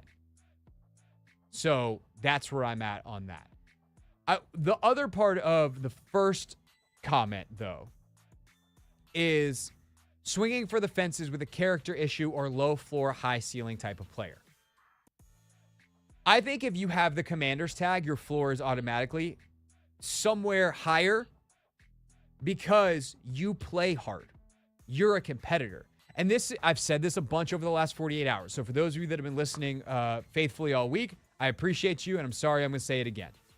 This is the misunderstanding about Shamar Stewart. I'm also going to keep this short because I think this misunderstanding of Shamar Stewart is why he's not going to remotely be available for Washington. I don't think he gets out of the teens. They don't make athletes like Shamar Stewart, and Shamar Stewart plays really hard. He runs after the football. He is disruptive in the run game. He's disruptive as a pass rusher. His sack production is booty. Yes, that is 100% true. But Anthony, if I told you you could get a guy that consistently gets pressure, makes running backs stop their feet, and he hustles his face off, and he's 6'5", has a 40-inch vertical, an 11-foot broad jump, and ran a sub 1.6 10-yard split in his 40, would you be interested in the first round? I'm sprinting to the podium, sir. And that's why Shamar Stewart's not going to get into the 20s. Yes, the sack production is a huge deal, but it is an incomplete picture of who he is as a player. And teams at that position specifically bet on traits. So that's the final time I think that we'll do the Stewart Pierce thing, but that's where I'm at on the Stewart Pierce thing. D. Smith 9045 says my official pick at 29 would be Shamar Stewart, assuming he's there. Mitch, as in our chat with Mitch Tischler, he was commenting on that. Mitch is correct. We couldn't set an edge last year to save our lives, especially in the games that mattered, Philly. I think he'll come around as a pass rusher. His comp for me is Jadeveon Clowney, big physical edge setter that won't wow you with sacks, but is still a difference maker and has a ton of upside.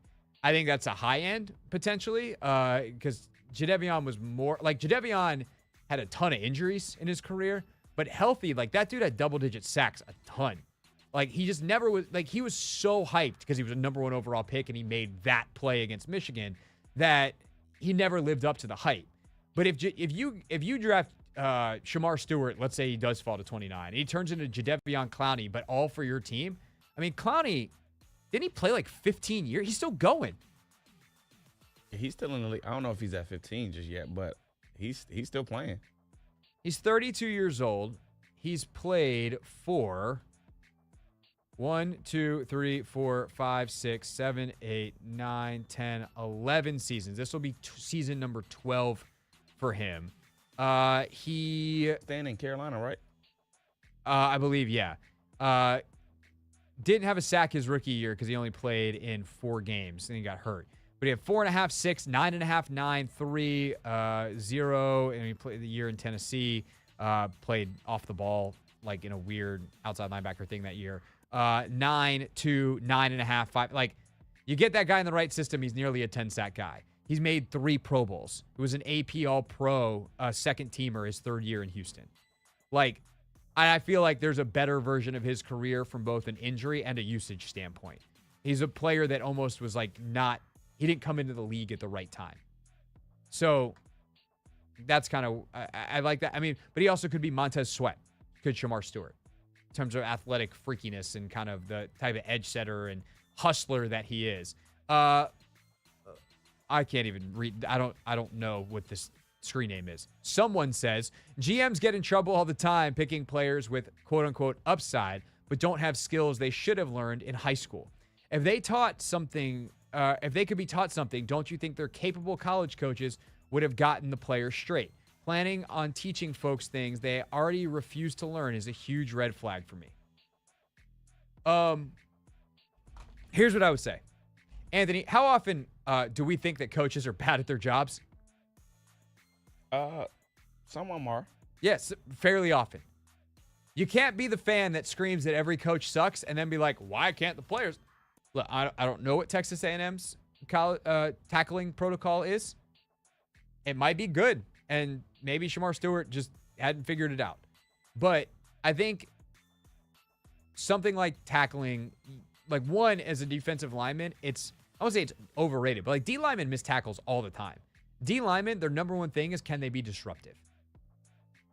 Shamar Stewart can be disruptive. And by the way, I'll take it away from Shamar Stewart. Derek Harmon's another great example. That dude is a master at winning quickly and then whiffing on the running back. But he makes the running back stop his feet, slow down, the linebackers pursue. Good play for Oregon.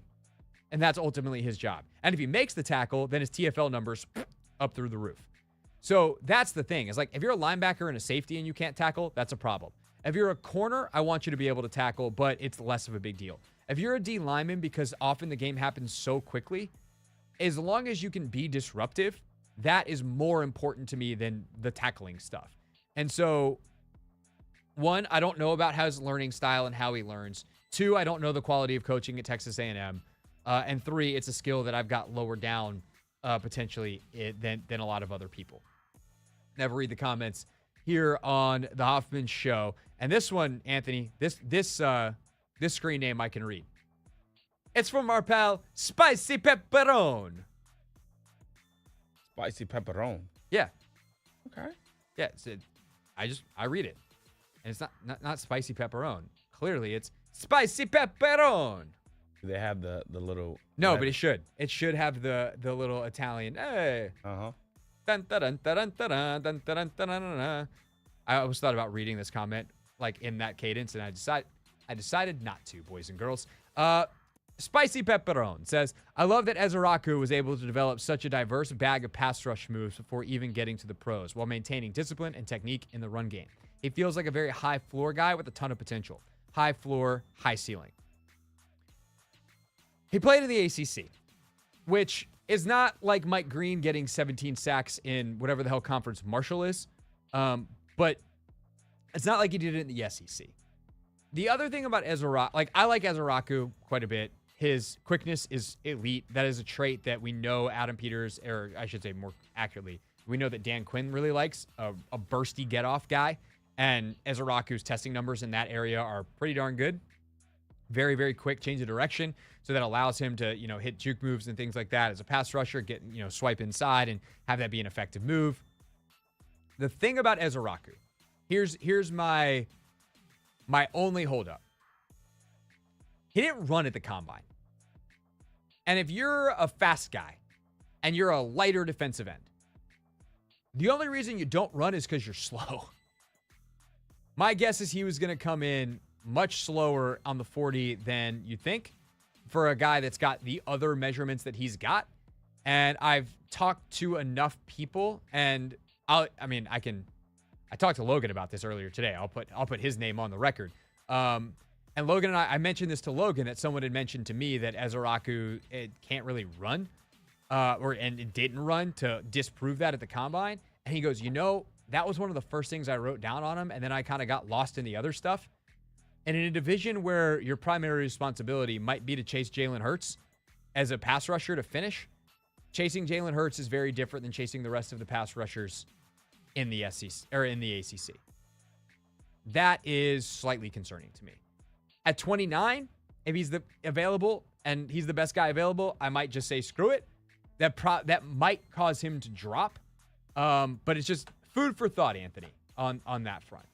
That is very concerning, Craig, if he can't necessarily run. But what we have seen on tape is interesting to me. So, I don't know, man. I think this is why they get paid to do what they do.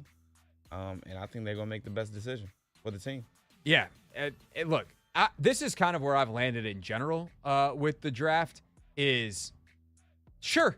I literally told this to Logan earlier. We were talking before the show, and I just go, man, the more stuff I watch, the more guys that I read into, the more intel I get, the more I'm like, I don't care.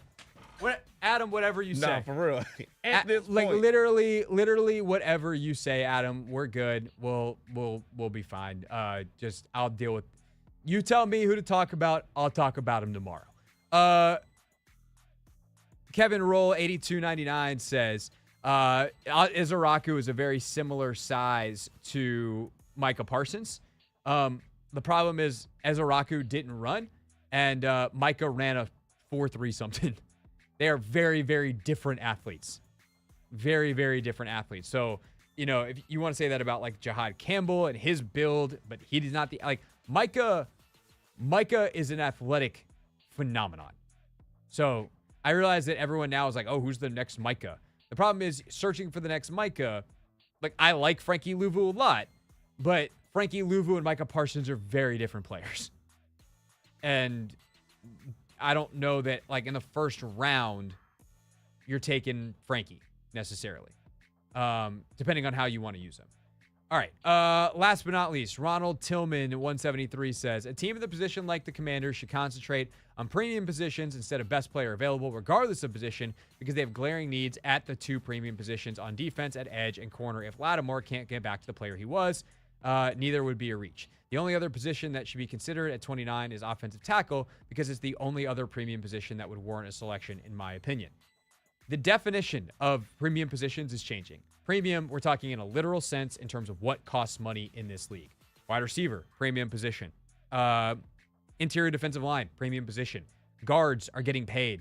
I should say interior defensive line is getting paid. Guards are getting paid. Basically everyone but safeties, and if your name's not Saquon, running backs are getting paid. But also, if you have a guy like Malachi Starks, who, if you're going by Logan's board, is the 10th best player in this draft or something like that, available at 29, they need a safety. Like, Will Harris is nice. You tell me my safety combination, though, is Malachi Starks and Quan Martin? Oh, we can have some fun with that. So I think beauty is in the eye of the beholder. They are in a position where best player available should truly mean that. If there is a guy that is truly a tier above the rest, take that guy. Don't think twice about it. If not, then you start getting into the positional need, who fits your scheme best, who you're going to get the most out of, and what you need for your football team, not just in 2025, but I think this is important to remember too, and beyond. Last thing I'll say about the board and how it falls, and I wish I had this more front of mind when we were doing our mock in hour number 1, and I'm glad Ben mentioned this, that he does this with his mock when we had him on to start this hour. You have to also think about what's available later. And if you're deciding between two positions and maybe the edge is slightly better than the wide receiver. Actually, let's go. The wide receiver is slightly better than the edge. No, I'll go the other way. The edge is slightly better than the wide receiver. But you feel like the next wide receiver that you're going to be able to get at 61 is way worse than the edge you'll be able to get 61. You need to think about that as a two-player combo. Which combo edge and wide receiver is better? The better one in round 1, and then what in round 2? So if it's Nick Scorton and Emeka Egbuka, you're like, oh, take the edge. The edge is, even though Egbuka's better, we like, we need the edge. Well, what if I could tell you could get Femi Oladejo from UCLA at 61, but if you take Egbuka, and all the wide receivers that you'd want at 61 are going to be gone, and you don't pick again until 128, and you decided those are the positions you want to attack. You take Egbuka, who's better, even though it's not a position of need, because you feel comfortable about the edges later, or whatever positions you want to throw together in that order. But you got to think about the full picture of the draft, not just what's in front of you at that very moment. And that is why these GMs spend so much time, and these scouting staffs spend so much time getting ready. That is our final pre-draft edition of Never Read the Comments. When we get back, we go inside the Take Command War Room.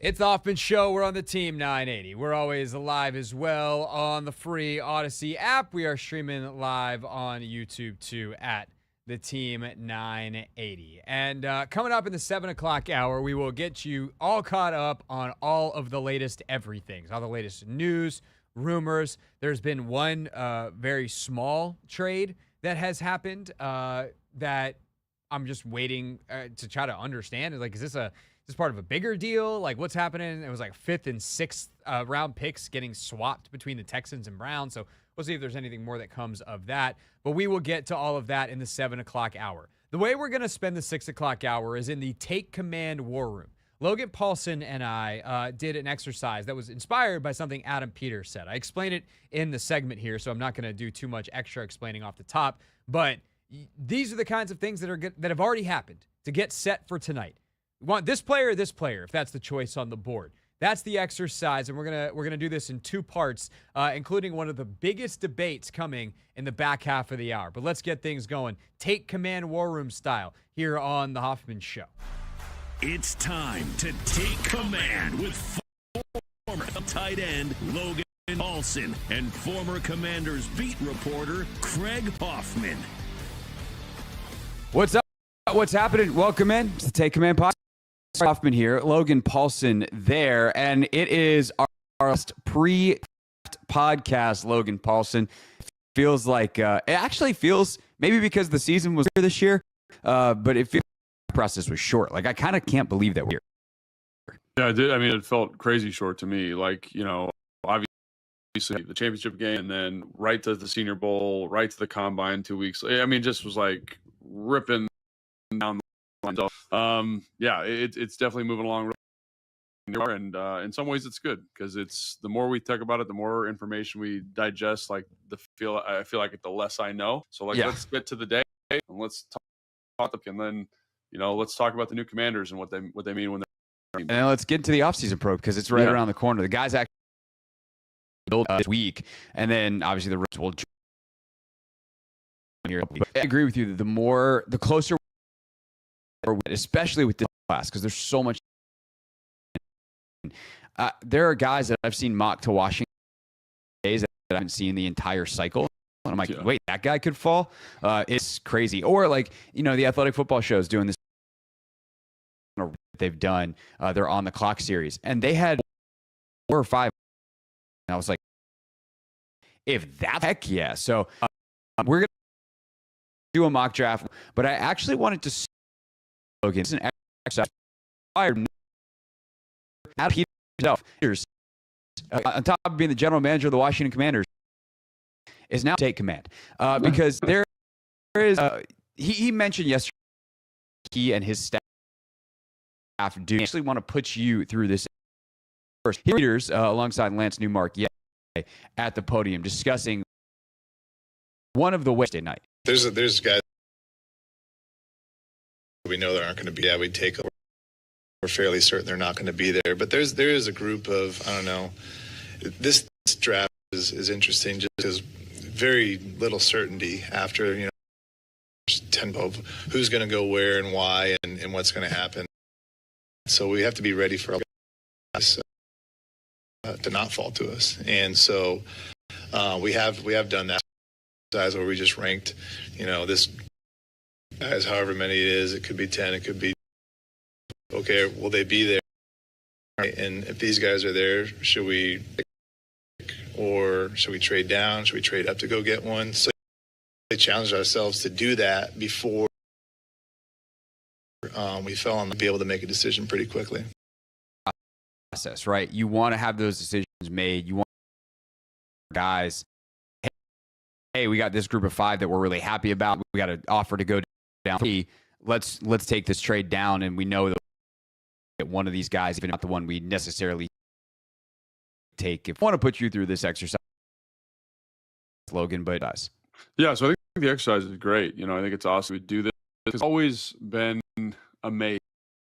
People, I know most teams, like, you know, for example, they want the star up on the TV for as long as possible, so they hold the pick, they call it and get it in. But there are teams that you frantically trying to make a decision. I feel like this earlier in the week, like if these two guys are on the board. We've talked about not in the heat of it, on Tuesday last week, Wednesday last week. We've got everybody's input on the pick. Everyone feels good about it. There's as much of a consensus as we can find. So first off, that's great. And I think that's exactly how you do it. I'm surprised that not every team does it this way. If obviously they do it in San Francisco. I'm sure that's where Adam brought it. And I'm sure he's brought it from since they've done it. And I'm sure teams do an of this. But the fact that, staffs we've covered, you can tell that they're trying to make the pick in the moment. That just seemed processed. As you said, there's 10 real guys. quick, also, there's noted times that make the pick and they'll got thrown out the window. But yeah, good thing we don't have to worry. Absolutely. And the other thing that was interesting was he said there's 10 guys that we know that aren't going to be there, which is to me what thought. And he kind of said, 5, maybe it's whatever it is. And that's the other interesting thing. This is our own kind of investment on the teams. I kind of have an idea of top 10 boards. And if I'm a team, that is picking in the top 10 and do I feel comfortable kind of saying we're maybe so for him kind of throw that number out, and it might have been kind of I think that's also in terms of talent. I don't know if I'd go farther than 5 than it is to 10. I had that thought too, and it's why you have friendships in the league. We talk about sometimes, you can't, you're not trying to win every trade, whenever you want to get what you want, but you're not trying to single dollar or being to deal with. When your name pops on, you don't want to be someone who Adam's calling again, right? Let's see what Adam wants. You want those good because that helps you get the information, and you can trust the people. They can trust you in a little bit, and it helps and I had thought too, because it asked me, last Friday, Will Johnson, Mason, are those guys the top 10 picks? Johnson's on boards. The injuries to clear people, the lack of testing data, evaluation incomplete. Peter Schrager on ESPN this morning, he put out a last-minute mock. He thinks Mason Graham might fall out of the top 10, where he's mocked at 5, relentless the entire process. But that's the thing, is if everybody mocks him at 5 and then the Jags decide to steer Tet McMillan, how far does he fall? No, because we've been given that a thought. So it's a really fun process, which is why I pulled out an old school sheet of paper, scrolled through some top lists, and I wrote down about 20 names, Logan. And basically, we're gonna play Survivor edition. I'm gonna give you 2 names. Tell me, and this is, by the way, so you are on the clock in the washing room, or as the day before. That way, when we're in the actual, we can look at a pre-made list and be like, we already had this discussion. So we are. I'm gonna give you 2 names. Go through these 20 names. Okay. So you ready? Yep, ready as I'm gonna be. All right. Well, that's correct, because that red light is on. The recording light is going. All right. First one. One of the guys with coolest stories in the draft. Blindside me, kind of happened, but end in lawsuit. 10 years later, and Edge. One of the most controversial players in draft football character-wise, Edge out of Tennessee. Those are your 2 players. Which direction are you going for the Commanders? I definitely think there's obviously more athletic buzz around that player.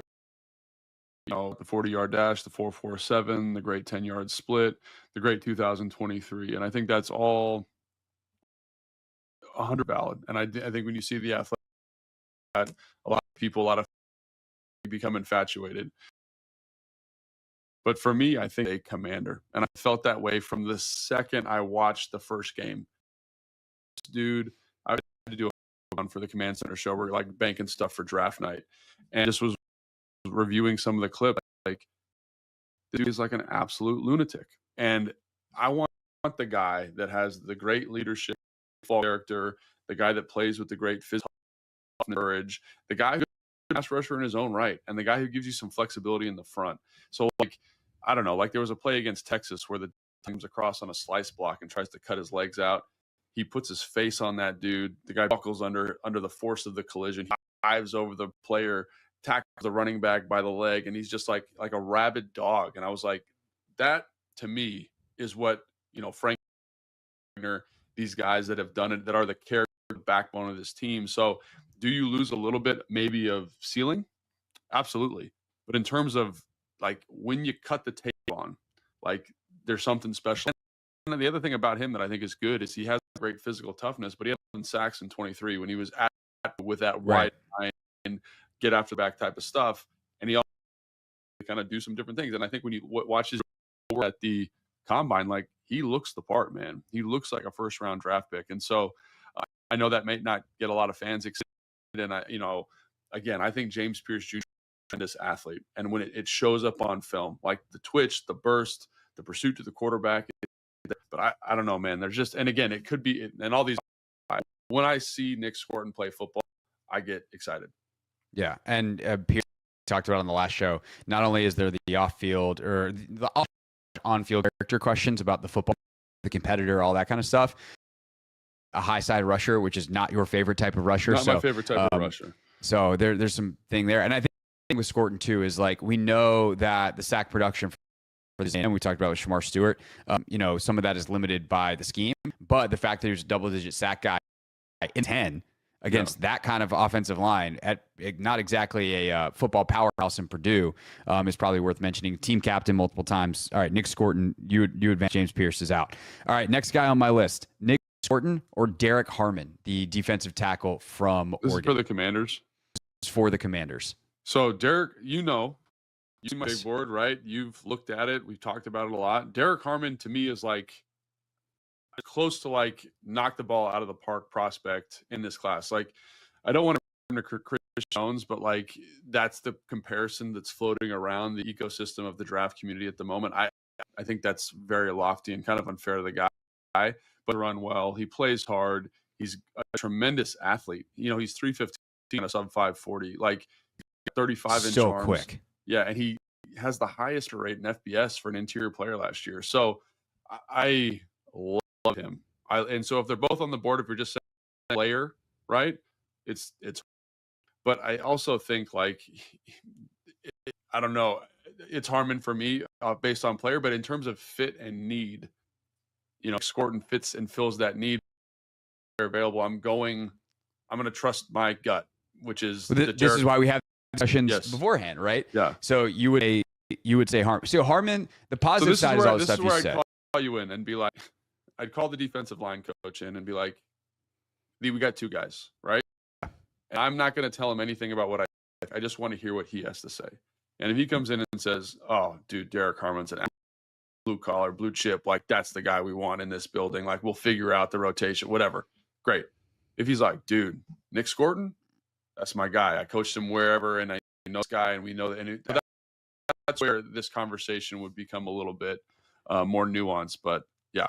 So Harmon, incredibly quick, very high pressure rate. Got a little Shamar Stewart, not a great player. Yeah. And that is the downside. And my question would be, does that fit with Johnny Newton? Because I do think that, like, in a lot of ways, Derek Harmon, Daron Payne, like, there's a lot of similarities there. The quickness, the ability to stack blocks, shed blocks. Like, it's funny watching Harmon a little bit. And, like, the way I actually wound up this morning watching Harmon and Tyler Booker back to back. And, like, watching those dudes, it was just kind of like I was running through some guys real quick. Yeah. And, like, the way they both just are able to boom.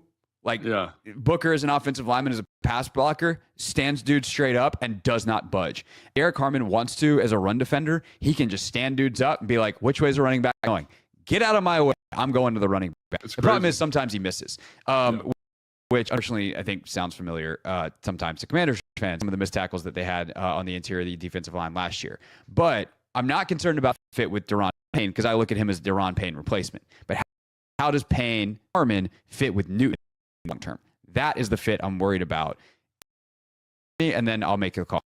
Yeah, and I think then it comes down to, like, Kinlow's on a 3 deal. Like, how does he fit with this rotation? So it's complicated. It's a very dense room. I do with think the idea of Harmon and Drazan together really work well for me from a mental standpoint, because I think one of the things Harmon does exceptionally well is he's great at setting picks and looping in as a pass rusher. They had to do it a lot. They kind of play this weird, odd front kind of 3-3 at times, which is kind of looping the college football landscape.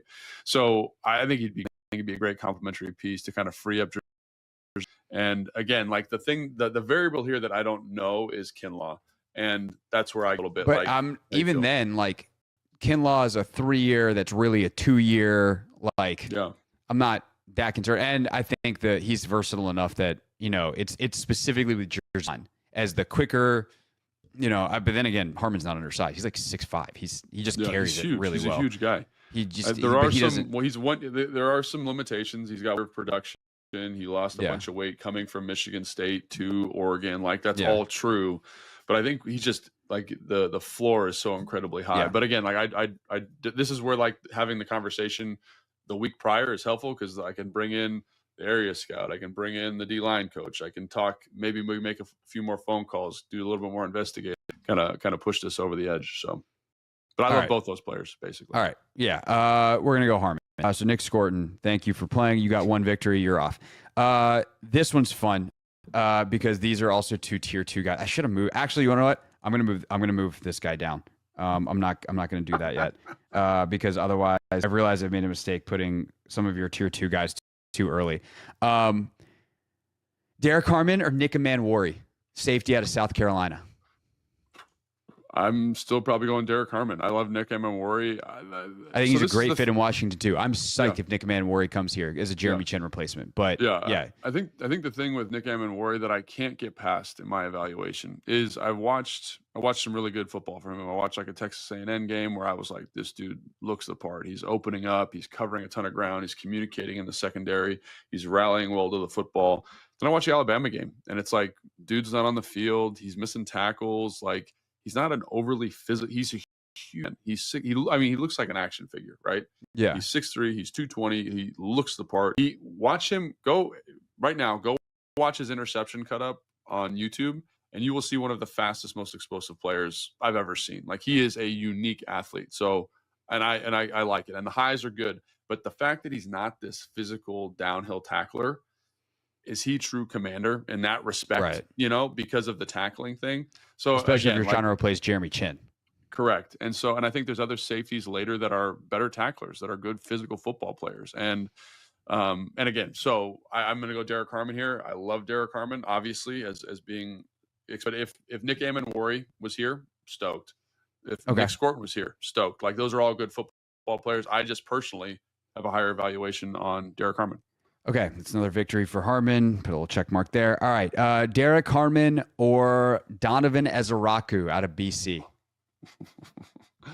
Oh my goodness gracious! So Donovan Ezeraku is a tier 3 player for me, and Derek Harmon is a tier 2 player for me. But this is where it starts getting a little bit muddy, because I do really like Donovan Ezeraku. I think exactly what this defense needs.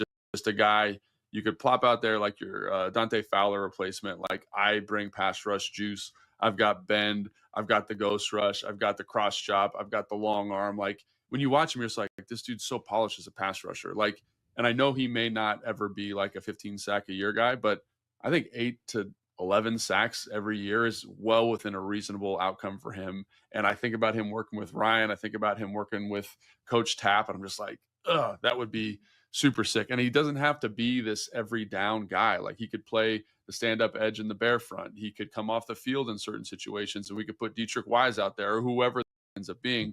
So I don't know, Craig, I'm going to kind of call you in here and be like, what do you think? Because I do think even though he's a different tier player, that need, like, he's not that far off. And I think the need is so apparent. Like, and I think he fits it so acutely. It's like, why not? Yeah, it's like, what are we doing searching for the other puzzle piece? This is the guy that fits. Like, you're searching around the table. God, I got this one.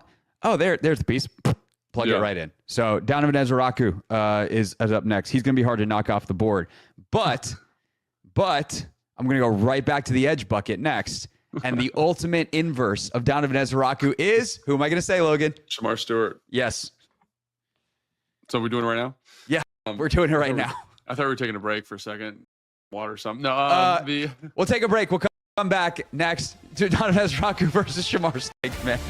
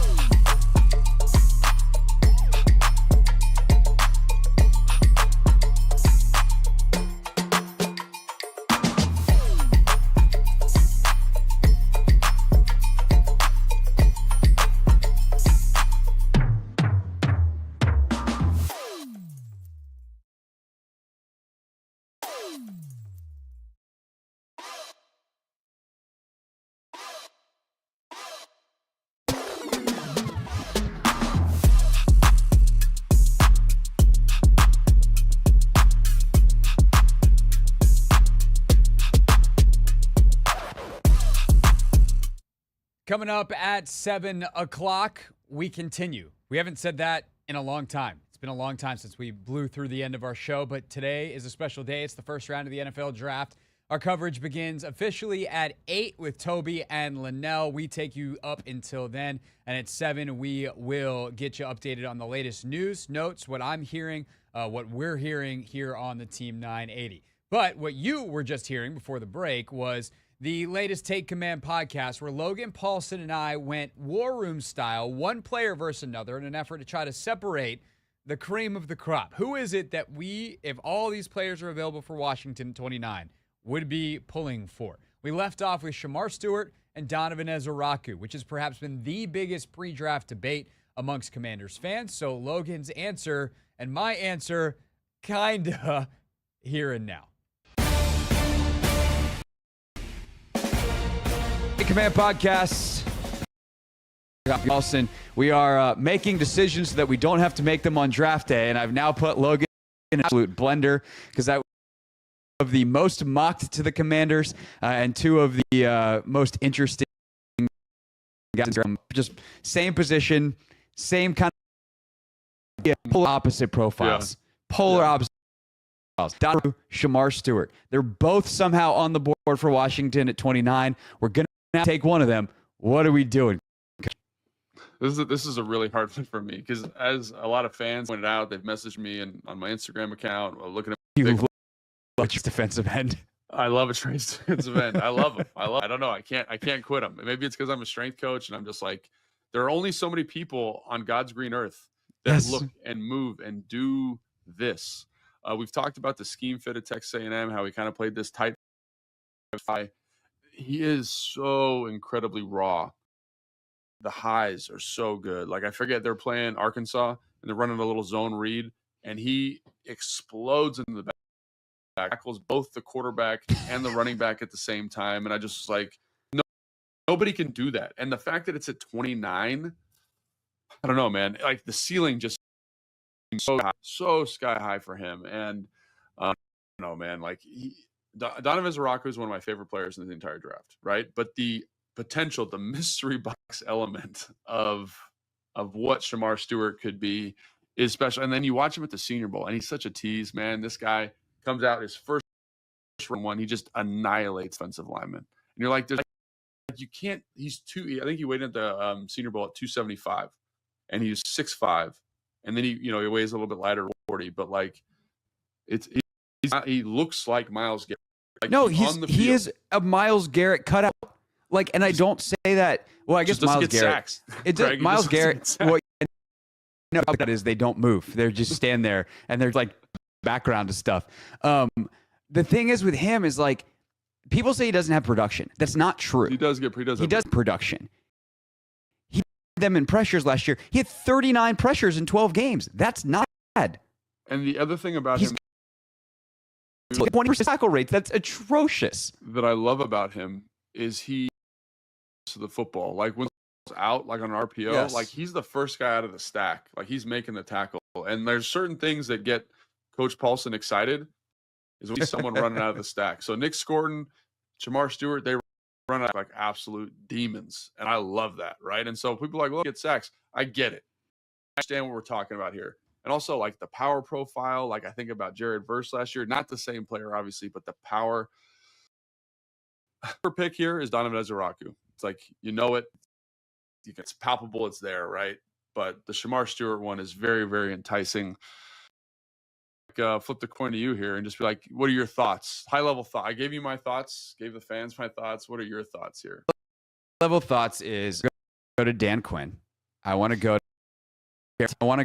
maybe to and be like, hey, can we make it happen? Can you teach this guy how to tackle? Like, that we hopefully acquire in youth football, not at the NFL level. We drill this stuff a lot. Like, we, the Washington Commanders, as we have now become a part of the team in this exercise, we drill this stuff a lot. We talk about pursuit angles. We talk about how to wrap up. We talk about getting our feet underneath us. Like, in press conferences, nevertheless, what he talks about in meeting rooms, nevertheless, what they do in the. And with all due respect to Donovan Ezeraku, if I can teach Shamar Stewart how to tackle, I might have an all-pro. Yeah. Like, he's got great motor. And I also like now. Yeah, Shamar Stewart. And like, yeah. I think of what we needed. We needed edges who could stop the run. And if you're telling me I have the minimum, like what's here would be my question back to you. What's Shamar Stewart's floor? Like, is he so dangerous from the missed tackle bust out of the league in 3-4? Or I don't think so. if at very least am I getting a really solid run player who's going to set a hard edge, who's going to run to the football. He might miss some tackles, but he's not going to miss as many, hopefully moving forward. And even if I don't wind up ever getting sack production, he can't figure out how to finish on that end. I'm getting a guy who's going to generate pressure and be a run defender. Because if you tell me I'm getting that, and my upside is if I can teach him how to finish on sacks, like what he could also be an 8 to 11 sack guy, and maybe even better. Like, Like, he feels like to me, honestly, like I've been thinking about this for the past couple of days. Like he feels a little bit like Montez Sweat to me. yeah, like as like that's kind of what I was getting at. That's like what he's gonna be. Like he's gonna maybe take a year or two, but he's way more twitched up. Like Montez ran a faster 40 is true, but dude had like a 40-inch vertical, like almost an 11-foot broad jump, like explosive, and he's powerful. Like he's a unicorn. And so if I'm trying to keep as a rock, trying to get at the back of the first round, a guy with Pro Bowl upside. There's your guy. Logan, if we turn the comments off this video, who would you take? If I'm actually sitting in the seat, like I'm sitting in the seat. If I'm Adam Peters, I'm probably taking Ezeraku. But if it's just like I want the mystery box, like and again, like this is his second year, like take a shot. And this is where interviews, character, super important. Let's go Shamar Stewart. Let's just do it. Let's make it.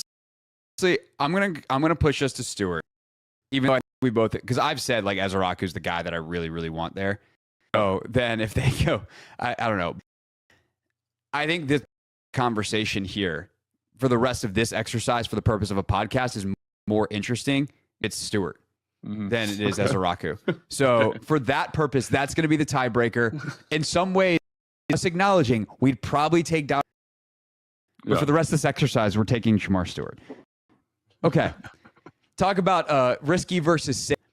Shamar Stewart or Tyler Booker? Yeah, Tyler. But the thing to me about Tyler Booker is there is risk associated with him. I know it's like a knockout. Like, go ahead. It's almost like risk is almost the wrong word though. I know where I know where his shortcomings are. It's not even risk. It's like there's downside to Tyler Booker. I don't even know that I call it risk. Yeah, like that he doesn't have great feet. Like he gets a little overextended at times, but he's huge. He's a big dude, got long arms, got huge hands, got vice grips. I think about him on that offense. I had this thought yesterday. I was talking to you about it. And then I was just like, him at left guard, like if he could do it, if he can do some of the pull stuff, and you got to talk, and those work stuff at the combine look great, and you see him pull on tape, looks pretty good. Some of that GT that they ran last year, it's like, think about the pocket and like the professionalism that he brings. Like every single interview that I've heard referring to him, he's like got the highest football character in the class. I'm probably staying with Shamar Stewart though. Like I you know what I mean? It just feels like that's the lottery ticket. No, I agree. I think we go Stewart. I think I have questions about his ability to pulling stuff. Like, can he literally get out there? As a pass blocker, this dude might be the best pass blocking guard in this draft. And he's so solid. And on some of the power stuff, like he's okay. Some of the gap scheme stuff that's more straightforward, like on duo, like, oh, you just get to go full up a human being. Cool. If we got to get him out on the edge, I got questions. So Tyler Booker, we'd be happy to have you, but we're not going to take Mecca Egbuka. Talk about this guy might be everyone's favorite prospect in this draft from like a character standpoint. If not Booker, it's Egbuka. Wide receiver, some level of position of need there. What do you think about Egbuka versus Stewart? Yeah, I mean, I like Egbuka a lot. Like I like Tyler Booker a lot. I like Ezeraku a lot. And I think if you're safe on the seat, if you're not safe on the seat, those are the picks you make, because there's no doubt those guys to me be just solid pros at a minimum with good upside, right?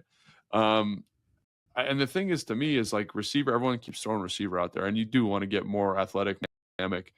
Buka to me is tough because I kind of am like, he plays. I think, but where's Debo's going to play? Debo does play outside. You watch the film from last year; he plays out. But I don't think you want him living there necessarily. I think you want him to kind of be able to work in the slots. And because of the professionalism, maybe, I don't know. But I'm not wowed by his upside, I think. I have a tough time with Igbuka because if you who's a commander, like the character, that kind of stuff, the last two guys, right? They're 100% a commander, right? Like 1,000%. Everything, like he's getting a lot of comps to Terry because of the Ohio State, because Terry was kind of a guy that was stuck behind better players, and then Terry gets to be a number one in Washington.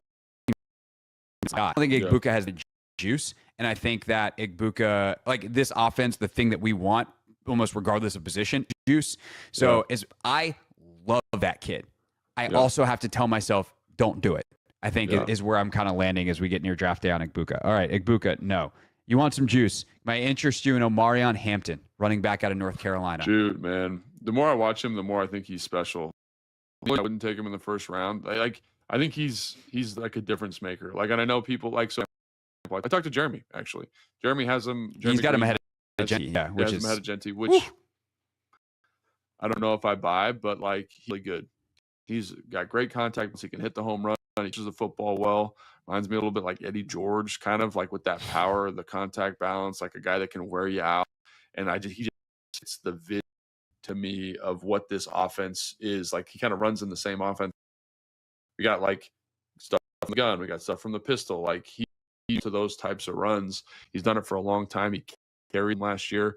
The only reason I'm here, and this is just kind of a general thumb, is a really deep running back class, really deep, and contract value. So, highest paid running back right now is making like what, $15 million a year. Yeah, the highest edge making 40. Right. And so the fact that I can get a cost control, and maybe people say this they're in, right? I think it 100% factors. It has to. It's not the first thing, but it's got to factor in somewhere. Yeah. And so, like, if this wasn't a deep running, and it was Ashton Genty and Omarion Hampton, like, I'd probably take him here. But I'm very players that can do something similar for us if we have to. And like, this is a tough one for me because I think Omarion Hampton's significantly like a better player right now, but it's literally just the contract value to me. And the difference between him and Caleb Johnson in Iowa, like, is it that extreme? Like, I do think there is a significant difference, but Caleb Johnson in this offense here is still gonna be a plus upgrade, if that makes sense what I'm saying. It does. It is why Stewart is much more interesting than Ezeraku in this conversation, though, because if I tell you can get it would be Stewart and Caleb Johnson at 29 and 61, or you can get Omarion Hampton and Femi Oladejo. Which duo do you want? Because Oladejo is also super rocked up, got a lot of twitch, got a lot of potential. But it's also a huge projection. And like, how different is that than Stewart? Like, doing the projection game, like, it feels real risky.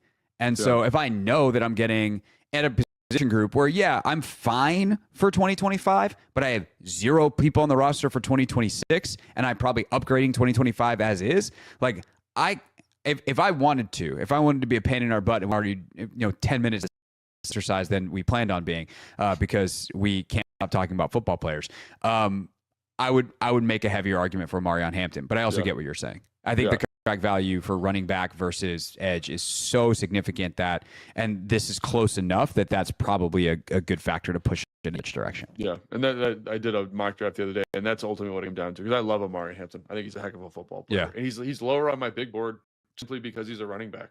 Like, he's the 29th player, 30th player. I don't remember exactly what it is, but this is a hard one for me to pass. But dollars and cents here ultimately way out. All right, I got 2 corners next. Go 3 wide here because I don't think you're going to take either of them. So you can have Shamar Stewart, Trey Amos, or Siobhan Ravel. Ooh, I do love a Siobhan Ravel. I do like Trey Amos too. I think they're both. And really cornerback good is here, buddy. Yeah, Ravel is a little bit more developmental, but I like the film. I like the traits. I know everyone is high on him, but I think he's got that like dog in him, you know. And Yeah. Trey Amos is kind of the flip of the coin, like a little bit lackadaisical at times, but he's played in multiple different systems. You know, he's transferred schools a bunch of times, learned a bunch of different defenses. He's got great ball skills for a man of his size. Like he really tracks the football well. He's a little bit unrefined in certain situations, but I think about kind of what they value here. He feels like that's something that they would value. Despite all that, you know, Shamar Stewart is a tier 3 player for me. Those other guys are tier 4 or 5 players for me. So I'm going to probably look in the direction of Shamar Stewart here, but I think Amos is one that I find really interesting for the Commanders, and I love Siobhan Ravel, and I would probably take him at 29 in a heartbeat. But I do think there's a developmental arc there that you have to be comfortable with. He's kind of to me the Shamar. So Stewart you would take Ravel over Amos if we took Stewart off here. It depends. It depends. Like this is the conversation. Go back to this same kind of point we've made before. Like, I want to know. I want to talk with my coordinator and my defensive backs coach about the one they want more. I think Ravel has more upside. And again, he is kind of the Shamar Stewart of this draft class for DBs, right? He's a little bit more of a projection, small school guy, only played 3 games last year, right? There is a little bit of like, you know, we got to extrapolate what he's going to be, but he runs a 4, he's 6'2", he's got great length. He understands how to play man coverage really well. Incredible story. Dane told us about, you know, this guy's working in an Amazon warehouse, overnight shift, and then going to a camp to get on the roster at ECU in the first place. Yeah, but for example, if you're the Commanders, you say, I really want ball skills. Like that's more important to me than Trey Amos is the pick. And so that's where it really is beauty in the eye with these picks. I'd go Ravel here because I like him better. But between Ravel and Stewart, I'd probably go Stewart. All right. Last 3 here. I had Josh Connor, but I'm pretty sure you would go Stewart there. So I'm going to make this harder for you. Josh Simmons or Shamar Stewart. Oh man. So Josh Simmons, without knowing anything about the football character stuff, is the answer. The problem that I'm running into now is on all these, like The Athletic, ESPN, you know, Daniel Jeremiah, there seems to be whispers from all of those. And again, like it's silly season. People are trying to get people like he's the best tackle athletically in this class, like best tackle. And so when I hear all these whispers about people falling down boards, there's character concerns, that makes me really nervous. Right? It makes me really, really nervous. But I think he's like, to me, he's like, who's the guy that Minnesota drafted a couple of years ago from Virginia Tech? Is that his name? Yeah, Christian Darrisaw. Like he's that kind of, you know, like he's like a franchise tackle. But if he's the patella injuries, right, and the off-field and stuff is surprising to me, but I'm hearing it enough spots now where I'm a little bit leery of it. So that's something that makes me a little bit nervous.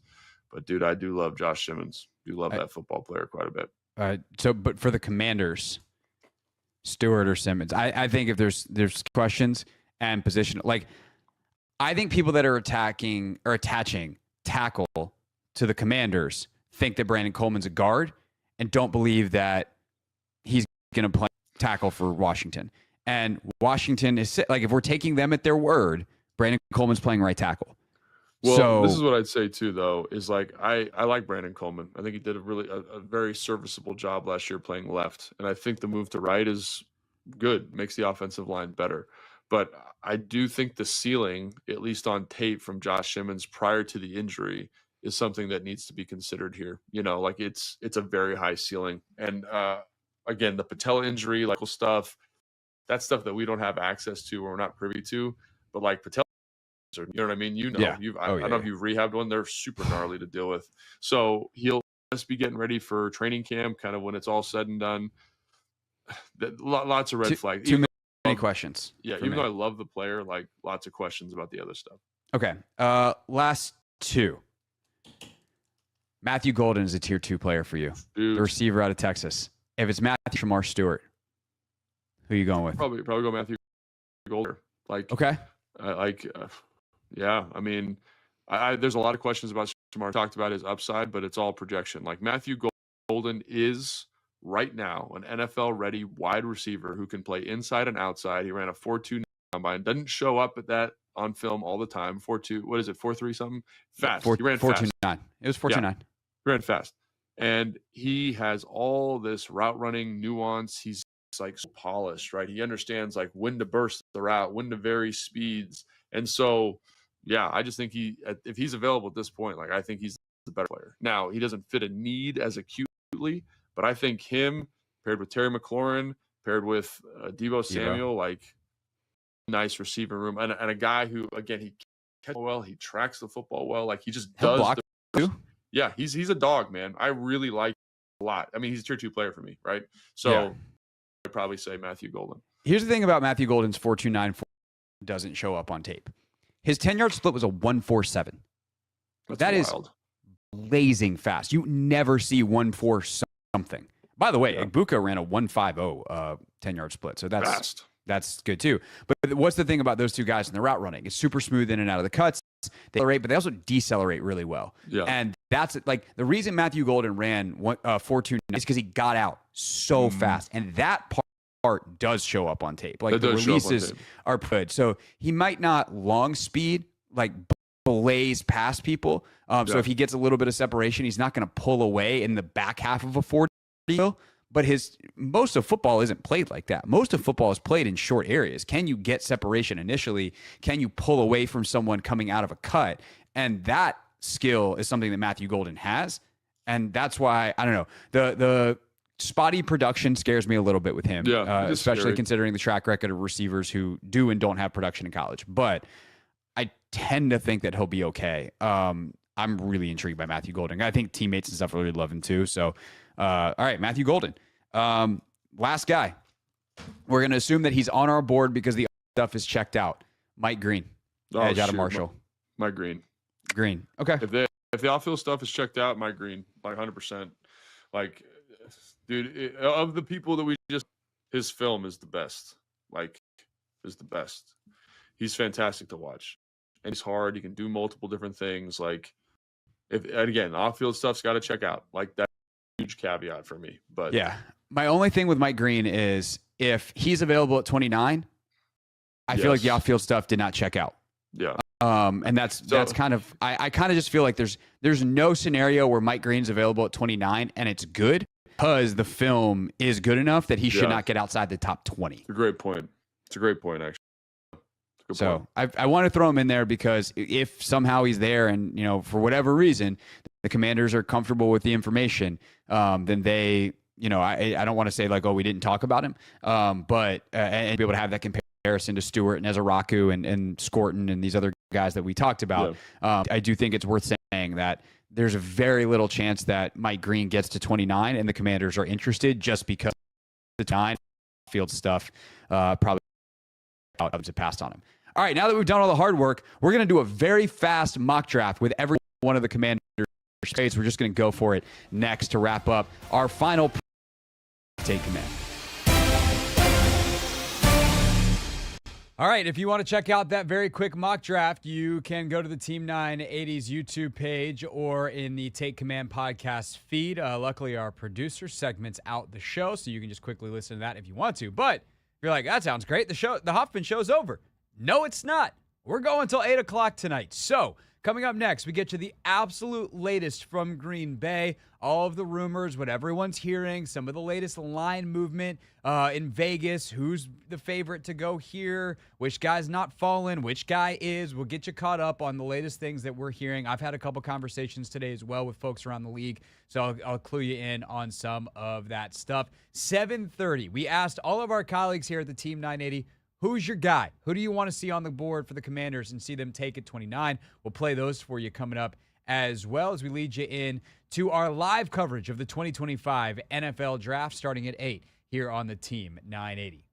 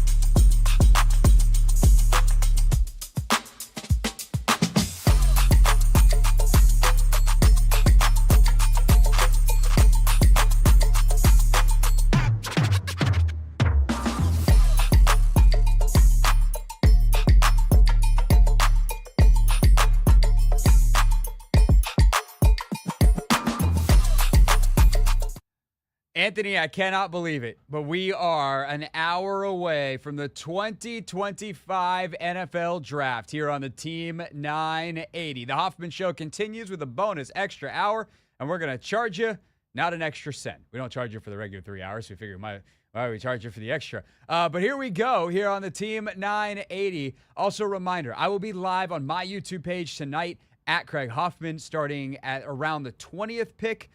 So whenever that goes down through the Commanders pick, and then right as we wrap through the Commanders pick, like the most instantaneous reaction will be what happens there. And then Kevin Sheehan and I will go live immediately after the pick, take command style, and we will get going on that show. So very excited for that. Going to be a fun night tonight. So I'll take a little bit of a reprieve for the first 20 picks, rest the old vocal cords, and then tomorrow Logan and I will also do a take command recap in the morning with a preview of the best available guys and who we think the Commanders could be looking at the end of round 2. They, of course, are scheduled to have just one pick tomorrow, pick number 61. That is, of course, unless they make a trade tonight. Anthony, as we move towards 8 o'clock here, it more than ever before, it looks like Cam Ward is going to be the number 1 pick to the Tennessee Titans. Ward has become an enormous, prohibitive for making money favorite on the betting markets. He is definitely going number 1. The rumors that are heating up as the afternoon goes, though, is Cleveland going to trade out of number 2? In order to go to number 2, you're probably looking at taking Travis Hunter, but I wonder if there's a team that's lurking around that wants to trade up for Abdul Carter too. And that's the thing is, if you pull up, team needs and all that kind of stuff, there's a ton of teams that need edge. And Abdul Carter is far and away the best edge in this class. So I kind of wonder if there's a team out there that's poking around that is no one sees this coming. Let's go up and see if we can get Abdul Carter ahead of the Giants at 3 and switch with the Browns at 2. I mean, a team like the Panthers, we know need edge help, but they also need a ton of everything. Are they in a position where they can, sacrifice draft capital to go up and get, Abdul Carter? Is this guy in most drafts, will he also be a top 2-3 pick if he wasn't necessarily in this draft as well? See, he's one of the 2 guys that would be. Him and maybe last year they would be the 5th and 6th picks because last year was stupid. Yeah. And it was also stupid with guys that had 99 grades at the quarterback position. But in most drafts, Abdul, I heard Field Yates say this earlier. We were in a commercial break, and I was checking in on some of the coverage. And Field Yates said this on ESPN. He goes, if you use the 0 to 100 scale, you've got Carter and Hunter that are legit somewhere up near 100, 97, 98, 99 type of grades. Mason Graham is the next guy on his board. He's got him at a 93. Some people have Genti up there too in kind of the pushing 100, but he's a running back, so what does that do? So if you're looking at teams that like really, really want edge, I mean, because the other thing is, like, does a team that really wants a wide receiver come up? Would the Chicago Bears mess around with their 2 second-round picks and try to trade up to 2 and take Travis Hunter as a wide receiver? Like, you could make an argument for that. Jacksonville, I guess Jacksonville could come up to 2 and try to take Hunter as a wide receiver. Yeah, and they wouldn't have to give up too much. The Coming Raiders up from like 8, 10, 11, like that's a lot of draft capital. It's a ton. It's a ton. The Raiders, they could do anything. Jets are probably not doing it. The Panthers, like, I don't think they have the capital sitting. I mean, they do have, well, they don't have their own second. They've got LA's second, which isn't very good. That's not very helpful to them. They've got a bunch of picks that aren't their own, but that's because they exchange a bunch of picks with people. So I don't know that Carolina's got the capital unless they want to give up future picks, which I don't think they want to do. The Saints, no. And now you're getting down. Like, dude, the Niners have a zillion picks in this draft. And we know they are willing to make a big swing. They did the Trey Lance trade all them years ago. If you're the San Francisco 49ers and you've got 11 picks, would you trade 11, 43, maybe not 43 and 75, 11, 43, 100 for 2? Or 11 and 43 and your first next year for Abdul Carter? Like, those are the kinds of calls that might be coming in. I think for Cleveland, it might be a little bit too rich to go down. So that is one thing that we're looking at. Obviously, we're also looking at 3. New York, I think, wouldn't mind a trade back, although they're probably quite happy with taking either Hunter or Abdul Carter. And then I think this is where things get weird. I think at 4, there are 3 players in play here. I think Ashton Genty's in play.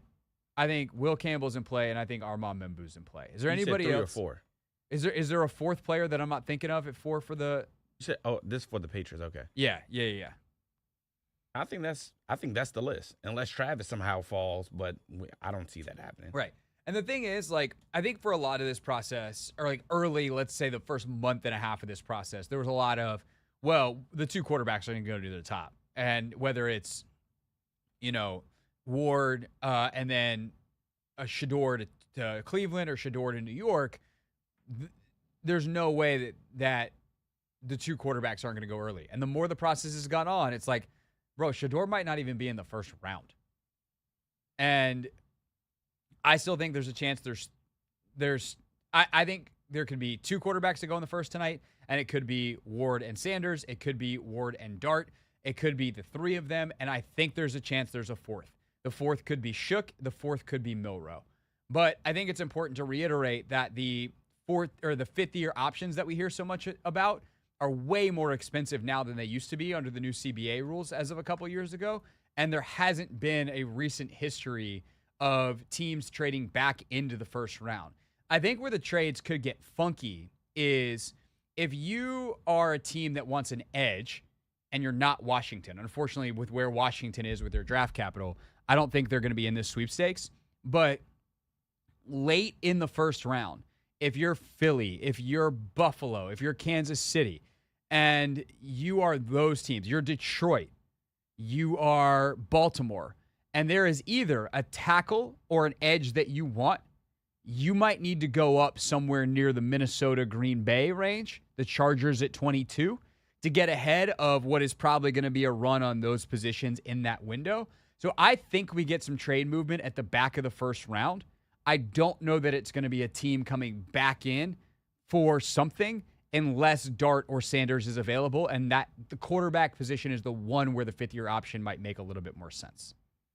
Yeah, that, or, I mean, we haven't seen it happen in our drafts, but we know some of those teams at the back end of the first round need offensive tackle help. So who's to say, one of those tackles don't fall? So I think quarterback, I think tackle, I think those are the 2 positions that if people fall and are available in the back half of the first round, I think we can see some teams trading up. So let's look at that next. Who are some of the guys that might go way higher than you've heard? Who are some of the guys that might go way lower? I've been hearing some things, and I'm going to share my intel with you next here on the Team 9-8.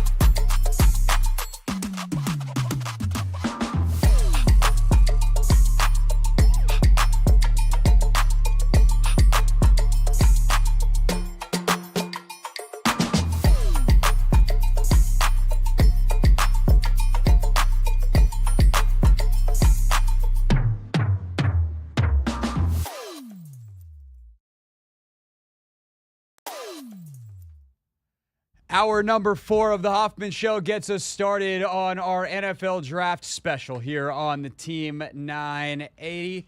And we have for you right now our risers and fallers, guys that I'm hearing could go higher, could go lower than you think in the 2025 NFL draft. Coming up next, you'll hear our colleagues here at the Team 980, a couple of the junkies, Kevin, Chris, Linnell, give their pick for who they think they would like to see the Commanders take tonight at 29. And then Toby and Linnell pick up our coverage live at 8 o'clock. But let's hit you with a couple risers and fallers here on the team at 980. Anthony, anybody that I missed that we've talked about today, you and I have talked like all day long, let me know. But I'm just going to go down. I'm going to use Dane Brugler's The Beast, because that has been our number one go-to resource throughout this entire process.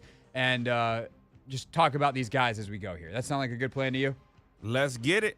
All right. His top players, Travis Hunter. We know where he's going. Abdul Carter, same thing. Ashton Genty. So Ashton Genty has been mostly mocked to the Raiders at 6. I think he's in play at 4 for New England. I also think he is definitely in play at 5 for Jacksonville. However, the name that I have heard multiple times connected with Jacksonville is Tetra McMillan, the wide receiver out of Arizona.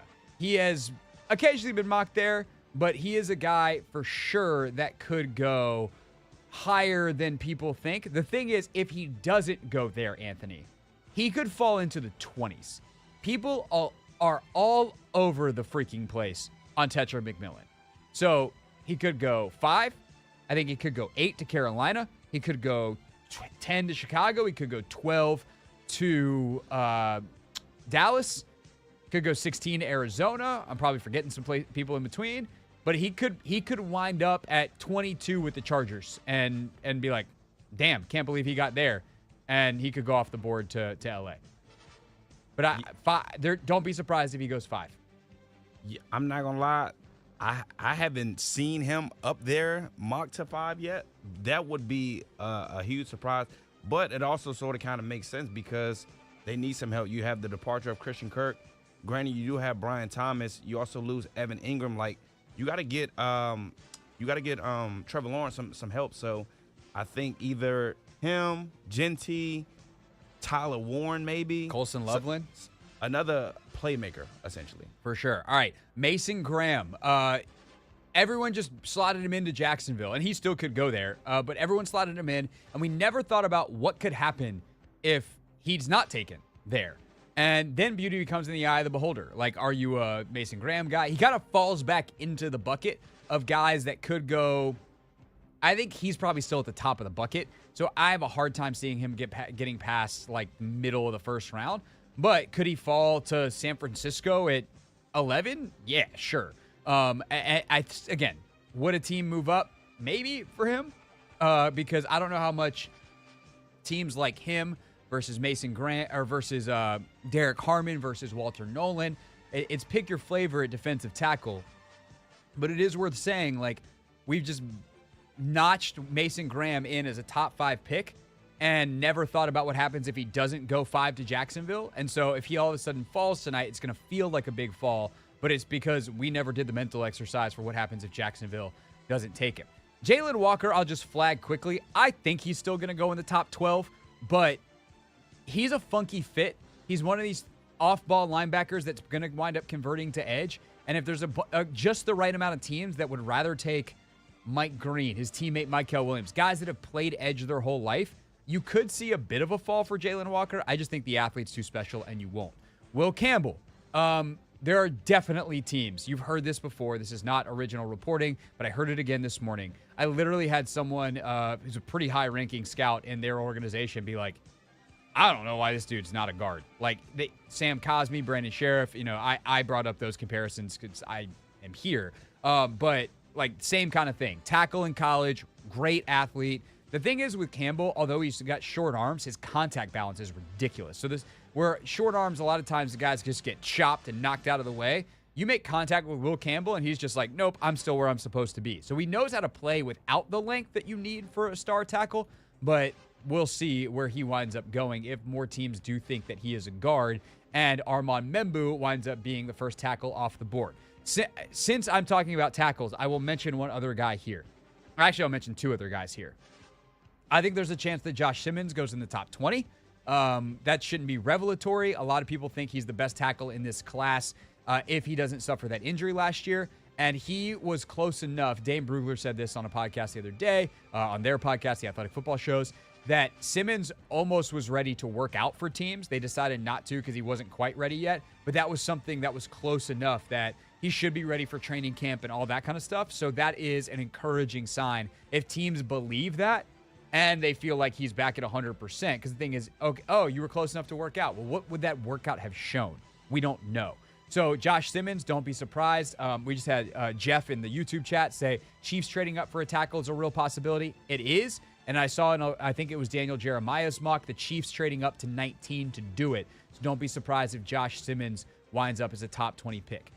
Here's the big one. Here's the most surprising thing that I heard today. Although I guess it would have been more surprising if I heard it yesterday before I saw Lance Zierlein and Daniel Jeremiah mock this player to 6 to Las Vegas. Don't be surprised if Kelvin Banks Jr., the offensive tackle out of Texas, is introduced as a tackle, not a guard, in the top 10. There are teams that love this dude, that think he's the best tackle in this class. Better than Membu, better than Campbell, better than Simmons. And if you're the top tackle, then you go in the top 10. So Kelvin Banks, I mean, he's been mocked to like 13 to Miami a lot. I've seen him mocked in the 20s, even sometimes falling farther, out of the first round. But do not be surprised if this dude goes in the top 10. That's the biggest one I've heard today, Anthony. In terms of like moving up? In terms of like, hey, because what happens, I think, a lot of times at the end of the process is teams get a little bit more transparent. And so the teams have been here for a while. The media is catching up. That one, I think, is real. That one, I think, is not people blowing smoke. I think Kelvin Banks Jr. is going to be drafted in the same way that like J.C. Latham was last year. It's like, whoa, you're 6th? Kelvin Banks is this year's J.C. Latham in that regard. No, I think that makes a ton of sense. And again, when you say he's introduced as a tackle as opposed to a guard, I think it just talks about the positional value of the tackles. If you got 3 in the top 10, like, and two of them, a lot of people will have as a guard. There's people that I respect that think Banks is a guard. Tackle. Like, he's got the length. He's got the athleticism. It's a matter of how well does he use it. So there's that.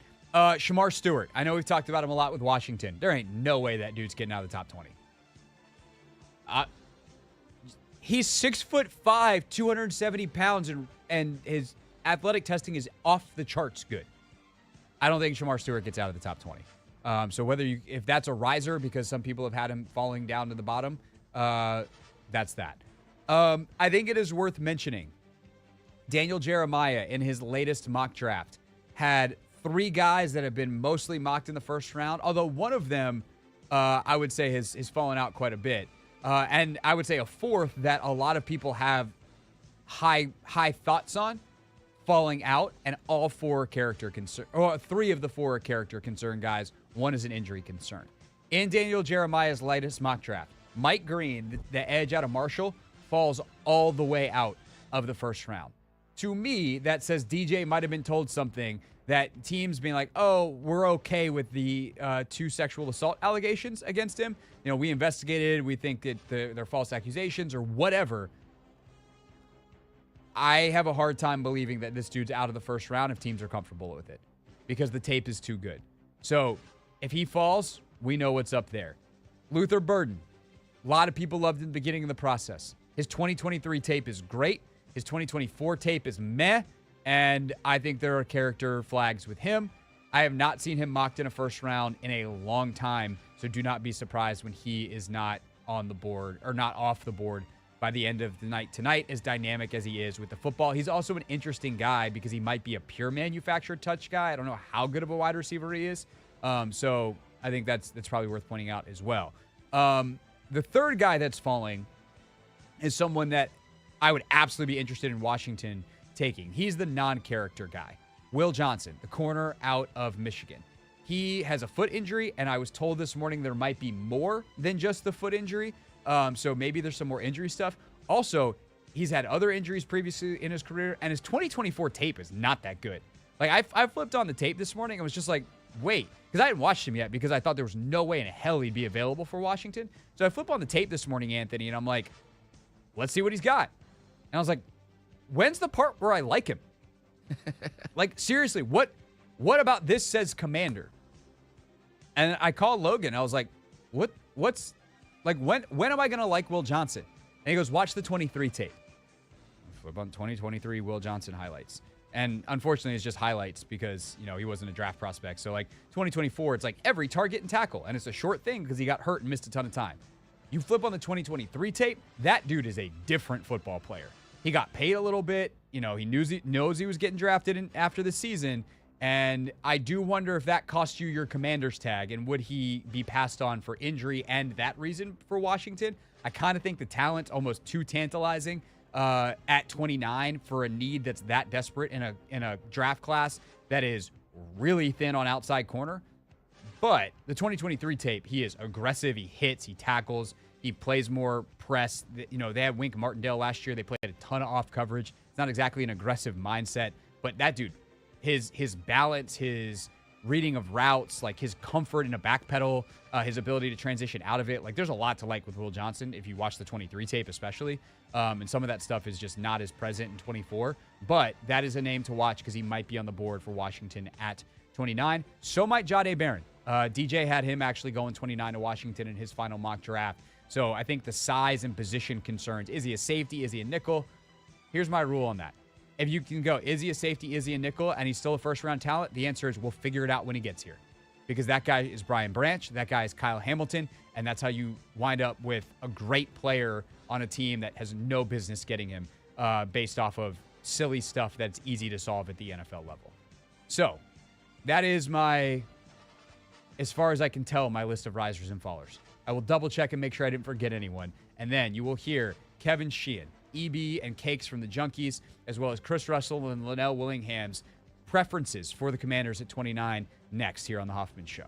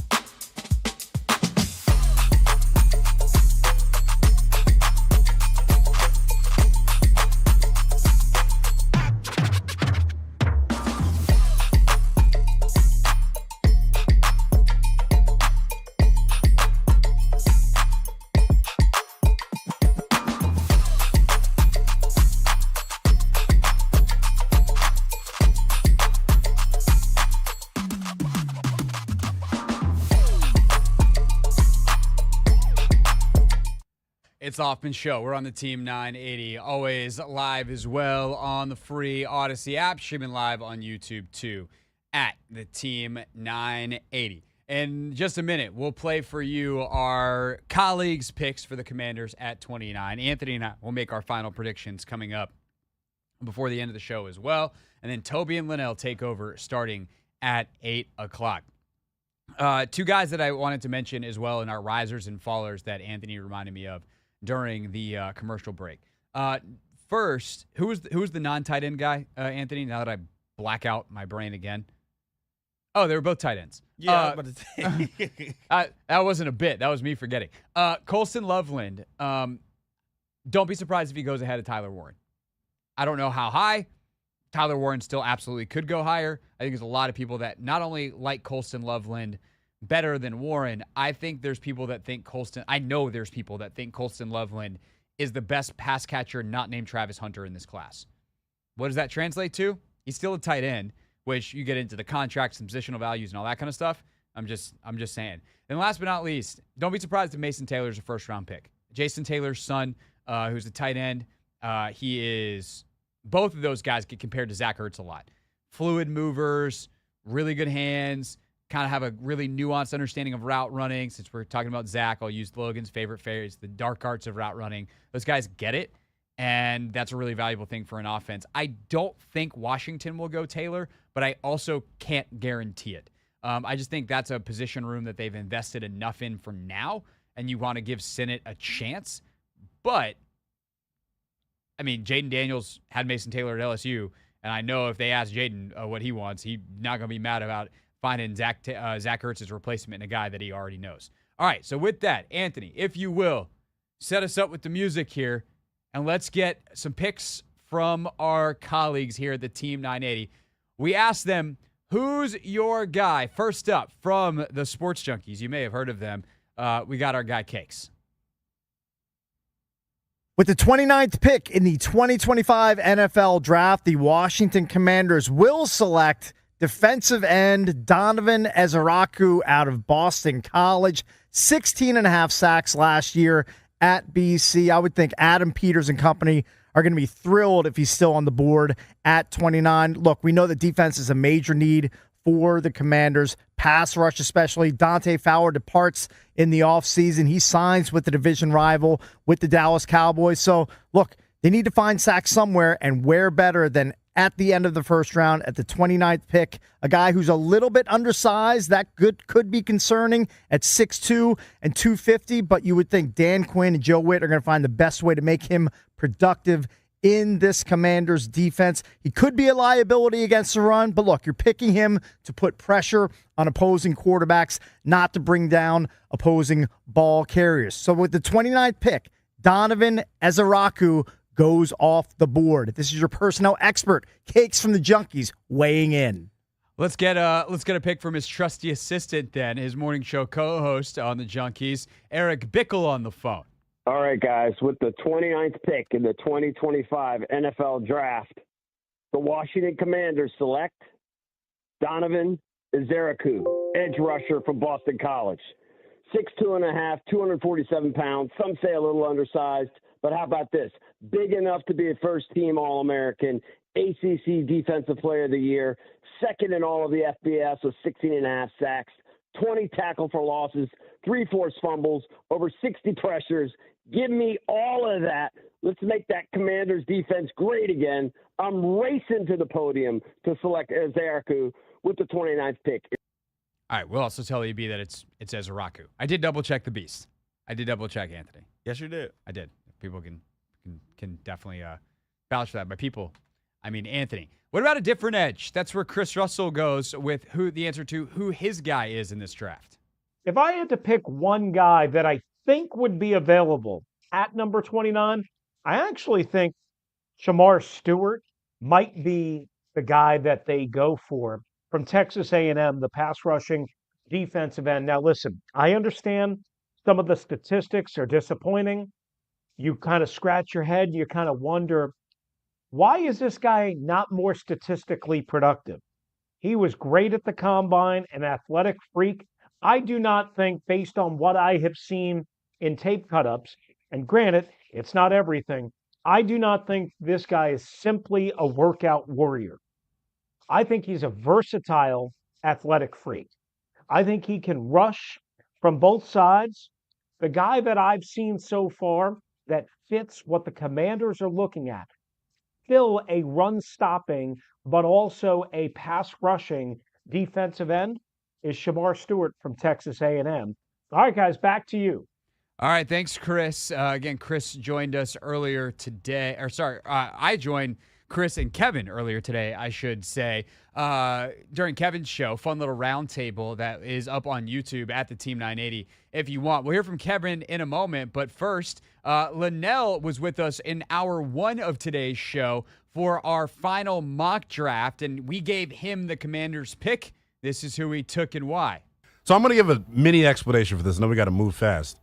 I just feel like, to me, there's depth at wide receiver, some decent depth at wide receiver in this class where you can get one if you really want one in the second. If you end up getting a third-round pick, you can get one in the third. I think Azaraku is the guy that you go with here. He plugs in immediately and is your third down pass rusher. You find different ways to use him. I just like his tape. Like, he plays with his hair on fire, man. Him and Alfred Collins were my guys up front on the D-line in this class in terms of, like, I just like watching them. Alfred Collins out of Texas, 6'5", I think it's like 350, huge, and is chasing down or running downhill down the line as a defensive tackle. I like Azaraku. He makes plays. He has production. I think in this defense, he'd be an animal. I think Azaraku is a great pick. There's a reason why a lot of people are on him. The pass rush profile is elite. Outside of Mike Green, most sacks in FBS, so most sacks amongst Power 5 players, as he was there in the ACC. I don't know how much power the ACC has these days. But as more and more names get thrown around, I actually don't think Azaraku is going to be available. Is there a maybe wild card name that could be? That's where Kevin Sheehan went to wrap us up with our picks from our colleagues here at the Team 980. With the 29th pick in the 2025 NFL Draft, Washington selects Jahdae Barron, cornerback, Texas.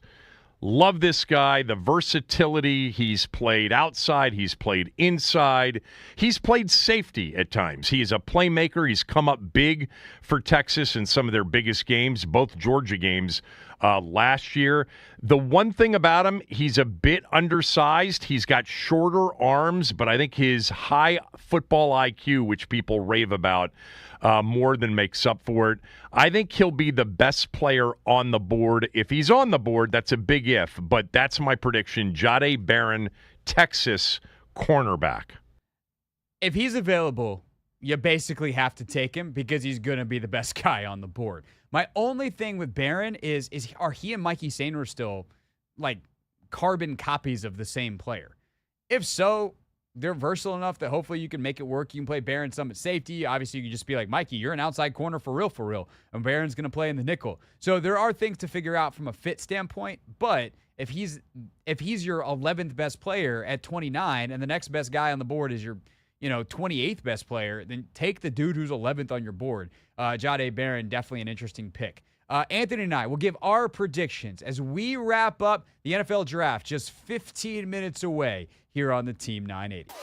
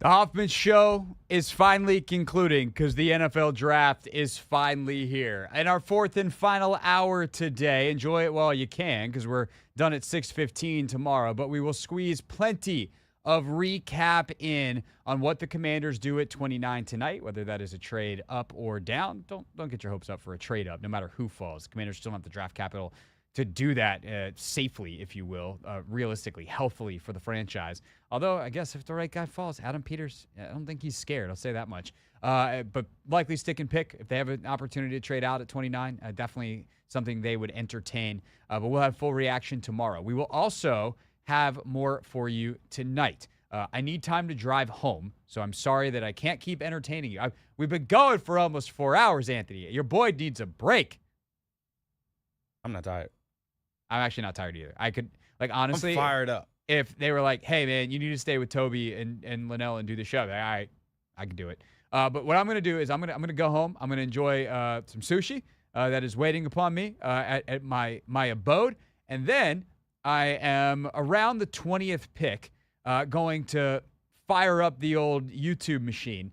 And we are going to be live at Craig Hoffman on YouTube. So my own personal YouTube page where we post a bunch of clips of the show, and many of you are subscribers already. But at Craig Hoffman, I'll be live from about pick 20 through the Commanders pick. At pick 20, or at pick 29, when the Commanders pick, we will do a 30-second reaction and then immediately get Kevin Sheehan on the horn.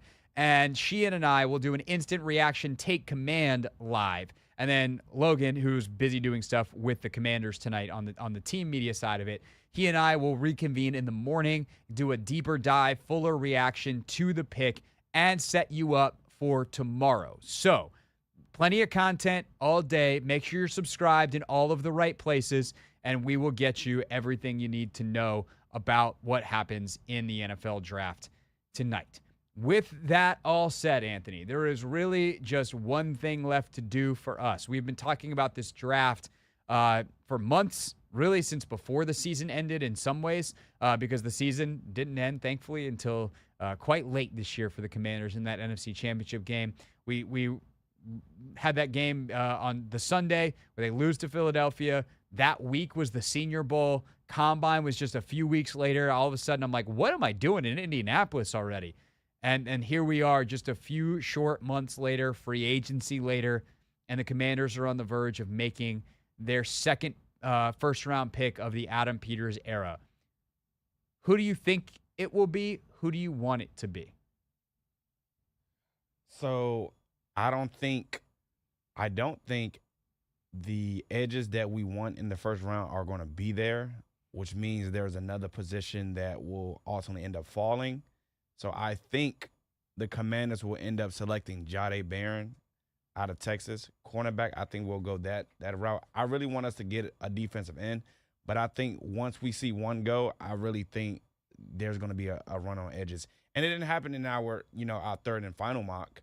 It's happened in basically every mock recently. Standig's mock had this. By the way, Ben joined us at 5. Great hit. If you're not as interested in the top of the draft or you want to catch up on some stuff before the Commanders are on the clock tonight, we had a bunch of stuff all day long on the show, including a great hit with Standig that you should check out on the podcast feed. It's also up on YouTube at Craig Hoffman. But yeah, I definitely think you're right on the edges.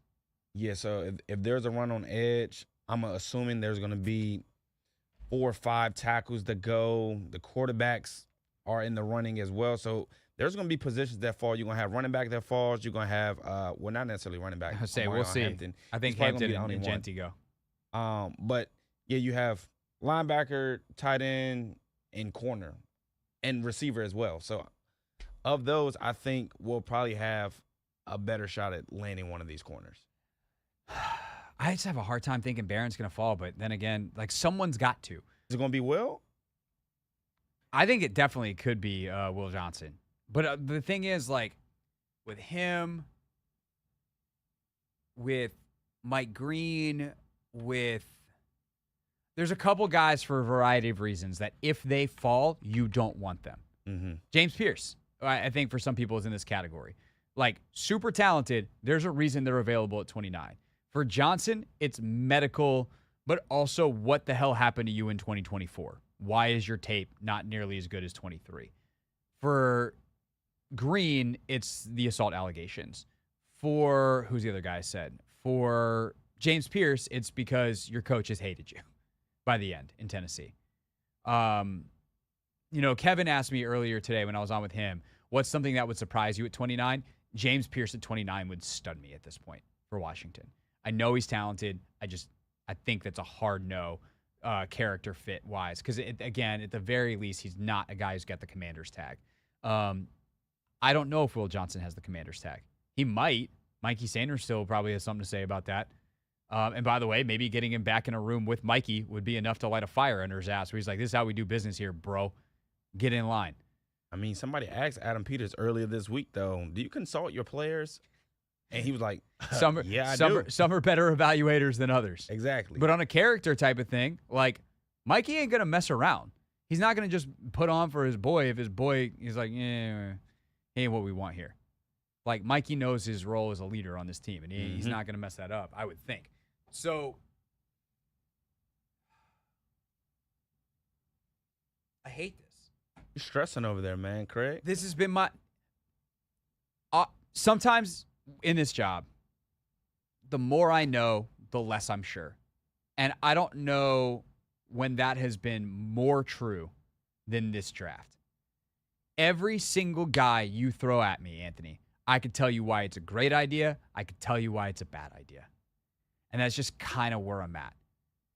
And then some of the guys that I'm a little more comfortable with, I'm like, well, they're not going to be available. So I said on Sheehan's show, Will Johnson, I'm going to stick with that. So he's going to be a corner, though, that falls. Well, the other one is Igbuka. Okay. I mean, the receivers, yeah. Screw it. I'm gonna make a switch. I'm going from a corner from Michigan to a receiver from Ohio State. Oh, what more pronounced switch I can make? If Emeka Igbuka is there, he is so flatly a commander in terms of everything they want off the field. Like, he gets the biggest, brightest Commander's tag. I'll tell you one other one. Tyler Booker, the guard out of Alabama. You think he's going to fall to us? There's a chance. I don't think so, though. Not making it past the Texans. I don't think so. But you heard it here first. I mean, not really. John Keim's been all over this as well as of others. But like Tyler Booker, Commanders tag. The thing about Igbokwe too, Mina made this point that I actually really, really like, which is in an offense where the ball comes out quickly, which is this offense, his ability to win, Igbokwe's ability to win quickly, because he's super bursty. He ran a 1.50 10-yard split. That is lightning fast in terms of an accelerator. And you see that in his route running, his ability to accelerate, decelerate. His long speed's not there, but he's super strong. He plays really physical. He blocks. I think he is better as a slot, but could play on the outside if you want to make him and Debo somewhat interchangeable, depending on what you need Debo to do. Emeka Igbokwe. That's my final prediction. But like, unlike last year where my final prediction was Jaden Daniels, and it was like, I'm predicting from a group of players who I know are going to be available because it's everybody that's not Caleb Williams. I don't want to hear jack crap from anybody that, oh, you got it, your prediction wrong. Yeah, there's 28 dudes, and I don't know who 25 of them are going to be, because that is this class. That is our show. I'll see you guys on YouTube at Craig Hoffman, and then the Take Command edition will be here at the Team 980 as well. On the radio next, Toby Altizer, Linnell Willingham have our coverage of the 2025 NFL Draft, and we'll see you to talk about it back here tomorrow at 4. For Anthony Haney, I'm Craig Hoffman, and we will see you later or tomorrow whenever we see you. Thanks from all of us here at The Hoffman Show for listening to us all draft season long. Ladies and gentlemen, boys and girls, the 2025 NFL Draft is here.